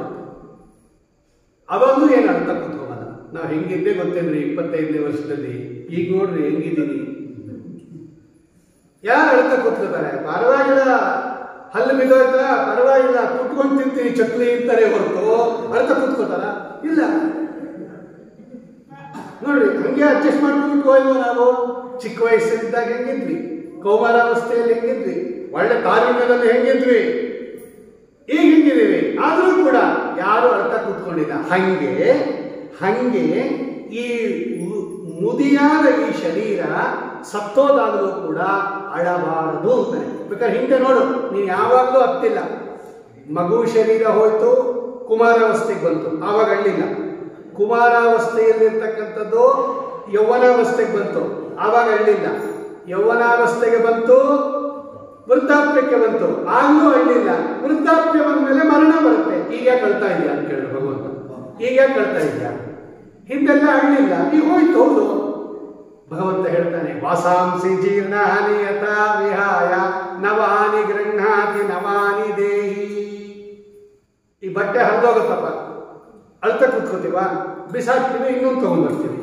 ಅಂಗಡಿಯಿಂದ ತಂದಾಗ ಹೆಂಗಿರುತ್ತೆ ಸೀರೆ, ಆಮೇಲೆ ಸ್ವಲ್ಪ ಉಪಯೋಗಿಸಿದ ಮೇಲೆ ಹೆಂಗಾಗತ್ತೆ, ಆಮೇಲೆ 5-6 ವರ್ಷ ಉಪಯೋಗಿಸಿದ ಮೇಲೆ ಹೆಂಗಾಗುತ್ತೆ ಅದು, ಆಮೇಲೆ ಏನಾಗುತ್ತೆ, ತೆಗೆದು ಬಿಸಾಕ್ತೀವಿ, ಇನ್ನೊಂದು ತಗೊಂಡ್ಬರ್ತೀವಿ. ಹಂಗೆ ನಮ್ಮ ದೇಹ ಅನ್ನೋದು ಬಟ್ಟೆ ಇದ್ದಂಗೆ, ಹೊಸದಾಗಿ ಬಂದಿರುತ್ತೆ, ಉಪಯೋಗಿಸಿ ಡಲ್ ಆಗುತ್ತೆ, ಬಣ್ಣ ಹೋಗುತ್ತೆ, ಮಾಸತ್ತೆ, ಹರಿಯತ್ತೆ, ಸೀಳತ್ತೆ, ಸುಟ್ಟೋಗುತ್ತೆ, ಬಿಸಾಕ್ತೀವಿ, ಇನ್ನೊಂದು ತಗೋತೀವಿ. ಹಂಗೆ ಈ ದೇಹನೂ ಅಷ್ಟೇ. ಈ ದೇಹ ಹೋದ್ಮೇಲೆ ಇನ್ನೊಂದು ದೇಹ ಬರುತ್ತೆ. ಯೋಚನೆ ಮಾಡಬೇಡ. ಈ ಶರೀರ ಹೋಗುತ್ತಲ್ಲ ದ್ರೋಣಾಚಾರ್ಯರದು, ಇನ್ನೊಂದು ದೇಹ ಬರುತ್ತೆ. ಜೀವ ಹಂಗೆ ಇರುತ್ತಲ್ಲ, ಆ ಜೀವಕ್ಕೆ ಇನ್ನೊಂದು ಶರೀರ ಬರುತ್ತೆ. ಈ ಜೀರ್ಣ ಶರೀರ ಹೋಗಿ ಹೊಸ ಶರೀರ ಬರುತ್ತೆ ಅಂದ್ರೆ, ಹಳೆ ಬಟ್ಟೆ ಕೊಟ್ಬಿಟ್ಟು ಹೊಸ ಬಟ್ಟೆ ತಗೋಬೇಕು ಅಂದ್ರೆ ಸಂತೋಷ ಪಡ್ತಾರೋ ಅಳ್ತಾರೋ? ಇವನ್ಯಾರು ಬರ್ತಾನಲ್ಲ, ಹಾವೇ ಸೀರೆ ಇದ್ರೆ ಕೊಡ್ರಿ, ಹಳೆ ಬಟ್ಟೆ ಇದ್ರೆ ಕೊಡಿ ಅಂತ ಮೊದಲು ತಗೊಂಡು ಕೊಟ್ಬಿಡ್ತಾರೆ. ಇನ್ನೊಂದು ಹೊಸ ಬರುತ್ತೆ ಅಂತ ಗೊತ್ತಲ್ವಾ? ಅಂದ ಮೇಲೆ ಹಳೆ ಬಟ್ಟೆ ಕೊಟ್ಟು ಹೊಸ ಬಟ್ಟೆ ಬರುತ್ತೆ ಅಂದ್ರೆ ಹೆಂಗೆ ಸಂತೋಷ ಪಡ್ತಾರೋ, ಹಂಗೆ ಯಾತಕ್ಕೂ ಕೆಲಸಕ್ಕೆ ಬರದೇ ಇರ್ತಕ್ಕಂಥ ಈ ಜೀರ್ಣವಾದ ದೇಹ ಹೋಗಿ ಇನ್ನೊಂದು ಹೊಸ ಶರೀರ ಬರುತ್ತೆ ಆ ಜೀವನಿಗೆ ಅಂದ್ರೆ ಸಂತೋಷ ಪಡಬೇಕು. ಅರ್ಜುನ, ದುಃಖ ಯಾಕೆ ಪಡ್ತೀಯಾ ಅಂತಾನೆ ಭಗವಂತ. ಸಂತೋಷ ಪಡಬೇಕು. ನಿಂಗೆ ಇನ್ನೊಂದು ಹೇಳ್ತೀನಿ ಕೇಳು, ನೀನು ಅಳು, ಶೋಕ ಪಡು, ಬಿಡು. ಜಾತಸ್ಯ ಹಿ ಧ್ರುವೋ ಮೃತ್ಯು ಧ್ರುವಂ ಜನ್ಮ ಮೃತಸ್ಯ ಚ ತಸ್ಮಾತ್ ಅಪರಿಹಾರ್ಯೇತೆ ನತ್ವಂ ಶೋಚಿತುಮರ್ಹಸಿ. ಒಬ್ಬ ಮನುಷ್ಯ ಹುಟ್ಟದ ಮೇಲೆ ಸಾಯಲೇಬೇಕು. ಯಾಕೆ ಸಾಯ್ಬೇಕು? ನೀ ಯಾಕೆ ಹುಟ್ಟಿದ್ಯಾ ಅಂತ ಕೇಳಿದ್ರೆ, ಹುಟ್ಟಿದ್ದಕ್ಕೆ ಸಾಯ್ಬೇಕು, ಸತ್ಯದಕ್ಕೆ ಹುಟ್ಟಬೇಕು. ನೋಡಿ, ಇದು ನಿಯಮ. ಭಗವಂತ ಹೇಳ್ತಾನೆ, ಜಾತಸ್ಯ ಹಿ ಧ್ರುವೋ ಮೃತ್ಯು ಧ್ರುವಂ ಜನ್ಮ ಮೃತಸ್ಯ ಚ. ಮೃತಸ್ಯ ಜನ್ಮ ಧ್ರುವಂ, ಜಾತಸ್ಯ ಮರಣಂ ಧ್ರುವಂ. ಹುಟ್ಟಿದವರು ಸಾಯ್ಬೇಕು, ಸತ್ತೋರು ಹುಟ್ಟಬೇಕು. ಇದು ನಿಯಮ. ಈಗ ನೀವು ಹುಟ್ಟಿದ್ಯಾಗಲ್ಲ ಸಾಯ್ಬೇಕು, ಸತ್ತಿದ್ಯಾಗ ಹುಟ್ಟಬೇಕು. ಹಿಂದನೇಕ ಯೋನಿಗಳಲ್ಲಿ ಬಂದು ನೊಂದೆನಯ್ಯ, ಇಂದು ಭವನ ಬಂದ ಬಿಡಿಸೋ ತಂದೆ ಗೋವಿಂದ. ಇದನ್ನೇ ಕನಕದಾಸರ ಹೇಳಿದ್ದು. ಎಷ್ಟು ಸಲ ನಾವು ಹುಟ್ಟಿದೀವೋ, ಎಷ್ಟು ಸಲ ಸತ್ತಿದೀವೋ, ಭಗವಂತ ಮಾಡಿರೋ ಉಪಕಾರ ಏನಪ್ಪ ಅಂದ್ರೆ ಅದೆಲ್ಲ ಮರೆಸ್ಬಿಟ್ಟಿದ್ದಾರೆ. ನಮ್ಗೆ ಯಾವ್ದು ಜ್ಞಾಪಕ ಇದೆ ಅನ್ನೋ ಮಾಡ್ತೀಯಾನೆ. ಇಲ್ಲೇ ಅದೆಲ್ಲ ಜ್ಞಾಪಿಸ್ಕೋಬೇಕಾಯ್ತು. ನಾನು ಆವಾಗ ಹಂಗಿದ್ದೆ, ಅಲ್ಲಿದ್ದೆ, ಇಲ್ಲಿದ್ದೆ, ಸತ್ತೋದೆ, ತಿರ್ಗಾ ಬಂದೆ, ಎಲ್ಲ ಮರೆಸ್ಬಿಟ್ಟಿಯಾನೆ. ಇದು ಭಗವಂತ ಮಾಡಿರೋ ಒಂದು ದೊಡ್ಡ ಅನುಗ್ರಹ. ಯಾವುದು ಹಿಂದಿದ್ದು ನಮಗೆ ಗೊತ್ತಿಲ್ಲ, ಮುಂದಿದ್ದು ಗೊತ್ತಿಲ್ಲ, ಹಿಂದಿದ್ದು ಗೊತ್ತಿಲ್ಲ. ಹಿಂದಿನ ಜನ್ಮದಲ್ಲಿ ಏನಾಯ್ತು ಅಂತ ಗೊತ್ತಿಲ್ಲ. ಜನ್ಮ ಬೇಡರಿ, ಹೋದ ತಿಂಗಳಲ್ಲಿ ಏನಾಯ್ತು ಅಂತ ಗೊತ್ತಿಲ್ಲ. ಇವತ್ತು ಎಷ್ಟಪ್ಪ ತಾರೀಕು? 16, ಡಿಸೆಂಬರ್ 16, ನವೆಂಬರ್ 16. ಏನು ಅಡಿಗೆ ಮಾಡಿದ್ರು ನಿಮ್ಮ ಮನೇಲಿ ಹೇಳಿ, ತಕ್ಷಣ ಹೇಳ್ಕೊಡ್ಬೇಕು. ಏನು ಅಡಿಗೆ ಮಾಡಿದ್ರು ನಿಮ್ಮ ಮನೆ? 16ನೇ ತಾರೀಕು, ನವೆಂಬರ್ 16ನೇ ತಾರೀಕು ಏನು ಮಾಡಿದ್ರು ಅಡಿಗೆ ಹೇಳ್ಬಿಡ್ರಿ. ಈಗ ಗೊತ್ತಿಲ್ಲ. ಆಗ ಮರ್ತು ಬಿಟ್ಟಿದ್ದೇವೆ ನಾವು ಅದನ್ನು. ಜನವರಿ 16 ಏನು ಮಾಡ್ತೀರಾ ಅದು ಗೊತ್ತಿಲ್ಲ. ನೋಡಿ, ನವೆಂಬರ್ 16 ಏನು ತಿಂಡಿ ಮಾಡಿದ್ವಿ, ಅಡುಗೆ ಮಾಡಿದ್ವಿ ಗೊತ್ತಿಲ್ಲ. ಜನವರಿ 16 ಮುಂದೆ ಬರೋ ಒಂದು ತಿಂಗಳಿಗೆ ಏನು ಮಾಡ್ತೀವಿ ಗೊತ್ತಿಲ್ಲ. ನಾವಿರ್ತೀವಿ ಅನ್ನೋದೇ ಗೊತ್ತಿಲ್ಲ, ಅಡುಗೆ ಮಾಡೋದೇನು ಗೊತ್ತು. ಒಬ್ಬ ಹೇಳ್ದ ಬುದ್ಧಿವಂತ, ನೋಡ್ರಿ ನವೆಂಬರ್ 16ನೇ ತಾರೀಕು ಇಂಥ ದಿನ ಆ ಅನ್ನ ಹುರುಳಿಕಾಯಿ ಹುಳಿ ಮಾಡಿದ್ದೆ ಅಂದ್ಬಿಟ್ಟ. ಅದು ನೋಡಿದ್ರೆ ಅವ್ರು ಏಕಾದಶಿ ಏನೋ ಒಂದು ತಪ್ಪಿಸ್ಬಿಟ್ಟು ಹೇಳ್ಬಿಡ ಸುಮ್ಮನೆ ನಾ ಬುದ್ಧಿವಂತ ಅಂತ ತೋರ್ಸಕ್ಕೆ. ಅದು ನೋಡಿದ್ರೆ ಅವ್ರು ಏಕಾದಶಿ ಇರುತ್ತೆ. ಏನಪ್ಪ ಅನ್ನ ಹುಳಿ ಮಾಡಿದ್ದೆ, ಓ ಇಲ್ಲ ಇಲ್ಲ. ಹಿಂಗೆ ಬುದ್ಧಿವಂತಿಕೆಯಿಂದ ಹೇಳಕ್ಕಾಗಲ್ಲ, ಜ್ಞಾಪಕ ಶಕ್ತಿಯಿಂದ ಹೇಳಬೇಕು. ಜ್ಞಾಪಕ ಇದೆಯಾ ನಮಗೆ? ಇಲ್ಲ. ನೋಡಿ, ಒಂದು ತಿಂಗಳಿಂದ ಏನು ಮಾಡಿದೀವಿ ಅಂತಾನೆ ಗೊತ್ತಿಲ್ಲ. ಹೋದ ಜನ್ಮದಲ್ಲಿ ಏನಾಗಿದ್ವಿ ಅಂತ ನಮಗೆ ಗೊತ್ತಿಲ್ಲ. ಈ ಜ್ಞಾಪಕ ಶಕ್ತಿ ಭಗವಂತ ಏನು ಮಾಡಿದ್ರೆ ತೆಗೆದುಬಿಟ್ಟಿದೆ. ಈ ಮರವಿಕೆ ಇದೆಯಲ್ಲ, ಇದೊಂದು ದೊಡ್ಡ ಗುಣ. ಭಗವಂತನಿಗೆ ಹೇಳ್ಬೇಕಾ, ಮರೆಸ್ಬಿಟ್ಟಿದೆಯಲ್ಲಪ್ಪ, ತೊಂದರೆ ಇಲ್ಲ ಬಿಡು, ಅದೆಲ್ಲ ಹೋಯ್ತು. ಅದೆಲ್ಲ ಜ್ಞಾಪಿಸ್ಕೊಂಡು ಅಳ್ತಾನೇ ಇರಬೇಕು, ಸದಾ ಅಳ್ತಾ ಇರಬೇಕಾಗತ್ತೆ. ಅದಕ್ಕೆ ಭಗವಂತ ಒಂದು ಸ್ವಲ್ಪ ದಿನ ಆದ್ಮೇಲೆ ಏನು ಮಾಡ್ತಾರೆ, ಎಲ್ಲ ತೆಗೆದುಬಿಡ್ತಾರೆ.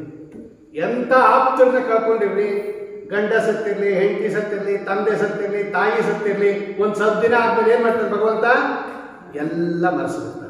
ಅದಕ್ಕೆ ಇವತ್ತು ಆನಂದವಾಗಿ ಮೈಸೂರು ಪಾಕ್ ತಿನ್ಕೊಂಡು ಕೂತಿರೋದು. ಇದರ ಜ್ಞಾಪಕ ಬಂದರೆ ಏನು ತಿನ್ನಕ್ಕೆ ಆಗಲ್ಲ. ಅವತ್ತಿತ್ತು ದುಃಖ, ಇವತ್ತೇನಾಯ್ತು ಮರ್ತೋಯ್ತು. ಅದಕ್ಕೆ ಆರಾಮಾಗಿ ತಿನ್ಕೊಂಡು ಕೂತಿದ್ದೀವಿ. ಇದು ದೊಡ್ಡ ಉದಾಹರಣೆ. ಅದಕ್ಕೆ ಭಗವಂತ ಹೇಳ್ತಾನೆ, ಜಾತಸ್ಯ ಹಿ ಧ್ರುವೋ ಮೃತ್ಯು ಧ್ರುವಂ ಜನ್ಮ ಮೃತಸ್ಯ ಚ ತಸ್ಮಾದ ಪರಿಹಾರ್ಯತೆ ನತ್ವಂ ಶೋಚಿತು ಮಹರ್ಷಿ. ನೋಡು ಅರ್ಜುನ, ನಿಮ್ಮೊಂದು ಹೇಳ್ತೀನಿ, ಯಾರ್ಯಾರು ಹುಟ್ಟಿದಾರೋ ಇವರೆಲ್ಲ ಸಾಯಲೇಬೇಕು. ದ್ರೋಣಾಚಾರ್ಯರು ಹುಟ್ಟಿದ್ದಾರೆ ಅಂದರೆ ದ್ರೋಣಾಚಾರ್ಯರು ನೀ ಸಂಹಾರ ಮಾಡು ಬಿಡು, ಅವರು ಸತ್ತೇ ಸಾಯ್ತಾರೆ. ನೀನು ಮಾಡಿದ್ರೆ ನಿನ್ ಪುಣ್ಯ ಬರುತ್ತೆ, ಇಲ್ಲದ್ರೆ ಅವರು ಸತ್ತೇ ಸಾಯ್ತಾರೆ. ನೀನು ಅವರನ್ನು ಉಳಿಸ್ಕೊಡಕ್ಕಾಗಲಿಲ್ಲ. ನಾನು ಯುದ್ಧ ಮಾಡ್ಬಿಡ್ತೀನಿ, ಅವ್ರು ಸತ್ತೋಗ್ತಾರೆ. ನಾನು ಯುದ್ಧ ಮಾಡದಿದ್ರೆ ಅವ್ರು ಹಂಗೆ ಬದುಕಿರ್ತಾರೆ ಅಂತ ತಿಳ್ಕೊಂಡಿದ್ಯಾ? ಅವ್ರು ಸತ್ತೇ ಸಾಯ್ತಾರೆ. ಯಾವ ಭಗವಂತನೂ ಅದಕ್ಕೆ ಮರಣವನ್ನು ತಪ್ಪಿಸೋದಿಲ್ಲ. ಎಲ್ಲ ಸಾಮರ್ಥ್ಯ ಇದ್ರೂ ಕೂಡ ಭಗವಂತ ಯಾಕೆ ಮರಣವನ್ನು ತಪ್ಪಿಸೋದಿಲ್ಲ ಅಂದರೆ ಅದು ನಿಯಮ. ಹುಟ್ಟಿದ ಪದಾರ್ಥ ನಾಶ ಆಗಬೇಕು ಅನ್ನೋದು ನಿಯಮ. ಆದ್ದರಿಂದ ಅಳಬೇಡ. ಅರ್ಜುನ ಕೇಳ್ದ, ಆಯ್ತು ಕೃಷ್ಣ, ಜೀವ ನಿತ್ಯ, ಅದು ನಾಶ ಆಗಲ್ಲ, ಆದ್ದರಿಂದ ಅಳಬೇಡ. ಶರೀರ ನಾಶ ಆಗೇ ಆಗತ್ತೆ, ಆದ್ದರಿಂದ ಅಳಬೇಡ ಅಂದಿ. ಸರಿ ಹೋಯ್ತು, ಏನು ತೊಂದರೆ ಇಲ್ಲ. ಆದರೆ ಈ ಎದುರಿಗಿರುವ ಶರೀರವನ್ನ ಮತ್ತೆ ನೋಡಕ್ಕಾಗಲ್ವಲ್ಲ ನಾನು. ಈ ಶರೀರ ಹೊರಟೋಗುತ್ತಲ್ವಾ? ಈ ಶರೀರ ಹೊರಟೋದ್ರೆ ಈ ಶರೀರದಿಂದಲೇ ರೆಕಗ್ನೈಸ್ ಮಾಡ್ತಾ ಇರೋದು ನಾವು. ಈ ಶರೀರ ಮತ್ತೆ ಸಿಗಲ್ವಲ್ಲ ನಮಗೆ. ಈಗ ದ್ರೋಣಾಚಾರ್ಯರು ಅನ್ನೋ ಶರೀರ ನಾವು ನೋಡ್ತಾ ಇದ್ದೀವಿ. ಈ ಶರೀರ ಹೋಗುತ್ತೆ ನಿಜ, ಅವ್ರಿಗೇನೋ ಬೇರೆ ಶರೀರ ಬರುತ್ತೆ. ಆದ್ರೆ ಈ ಶರೀರ ಮತ್ತೆ ನಾನು ನೋಡಕ್ಕಾಗಲ್ಲ, ಇದರಿಂದ ಅಳ್ತಾ ಇದ್ದೀನಿ ಅಂತ ಭಗವಂತ ಅರ್ಜುನ ಹೇಳ್ದ. ಅದಕ್ಕೆ ಕಳು ಬರ್ತಾ ಇದೆ, ಮತ್ತೆ ಈ ಶರೀರ ನೋಡಕ್ಕಾಗಲ್ವಲ್ಲ. ಅವ್ರಿಗೇನೋ ಬೇರೆ ಶರೀರ ಬರಲಿ, ಅವ್ರಿಗೇನೋ ಇನ್ನೊಂದು ಶರೀರ ಬರುತ್ತೆ ನಿಜ, ಆದ್ರೆ ಈ ಶರೀರದಲ್ಲಿ ನಾವು ಅವರನ್ನ ಮತ್ತೆ ನೋಡಕ್ಕಾಗೋದಿಲ್ವಲ್ಲ ಅಂತ ನಾನು ದುಃಖ ಪಡ್ತಾ ಇದ್ದೀನಿ ಅಂದ್ರೆ ಆಗ ಭಗವಂತ ಹೇಳ್ತಾನೆ, ಮಾತ್ರ ಸ್ಪರ್ಶಾಸ್ತು ಕೌಂತೆಯ ಶೀತೋಷ್ಣ ಸುಖ ದುಃಖದಾಹ ಆಗಮಾಪಾಯಿನೋ ಅನಿತ್ಯಾಹ ತಾಂತಿ ತಿಕ್ಷಸ್ವ ಭಾರತ. ಅರ್ಜುನ, ನಿಜ ಈ ಶರೀರ ನೀನು ತಿರ್ಗಾ ನೋಡಕ್ಕಾಗಲ್ಲ. ಅವರನ್ನು ಸುಟ್ಟು ಬಿಡ್ತಾರೆ, ಅಥವಾ ನೀರಲ್ಲಿ ಹಾಕ್ಬಿಡ್ತಾರೆ, ಅಥವಾ ಭೂಮಿಲಿ ಕೂತು ಬಿಡ್ತಾರೆ. ನೀನು ತಿರ್ಗಾ ಅದನ್ನು ನೋಡಕ್ಕಾಗಲ್ಲ. ಅದನ್ನು ಗೆಲ್ಲೋದು ಹೆಂಗೆ ಗೊತ್ತಾ? ಆ ದುಃಖ ಗೆಲ್ಲೋದು ಹೆಂಗೆ ಹೇಳ್ಕೊಡ್ತೀನಿ.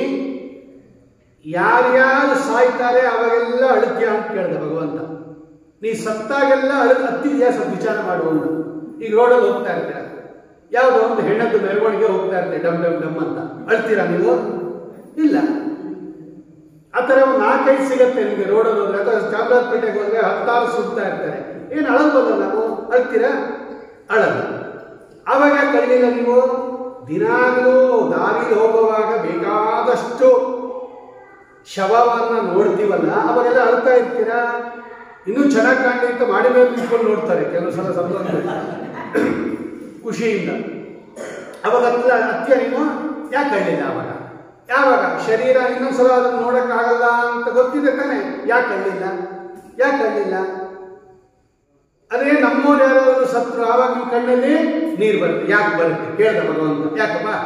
ರೋಡಲ್ಲಿ ಹೋಗ್ತಾ ಇದ್ದಾಗ ಯಾವುದೋ ಒಂದು ಶವ ಹೋಯ್ತು, ಆವಾಗ ನೀನೇನು ಅಳ್ಳಿಲ್ಲ. ಆದರೆ ನಿನಗೆ ಬೇಕಾಗಿರೋರೊಬ್ಬರು ಸತ್ರು, ಆವಾಗ ಏನು ಮಾಡ್ತಿ? ಅತ್ತಿ. ಯಾಕೆ? ಇದೆರಡಿಗೆ ಡಿಫರೆನ್ಸ್ ಹೇಳು. ಅದಕ್ಕೆ ಭಗವಂತ ಹೇಳ್ತಾನೆ, ಯಾಕೆ ನಾನು ಹೇಳ ಹ್ಞೂ ಅಂದರೆ ಇದಕ್ಕೆ ಕಾರಣ ಅಭಿಮಾನ.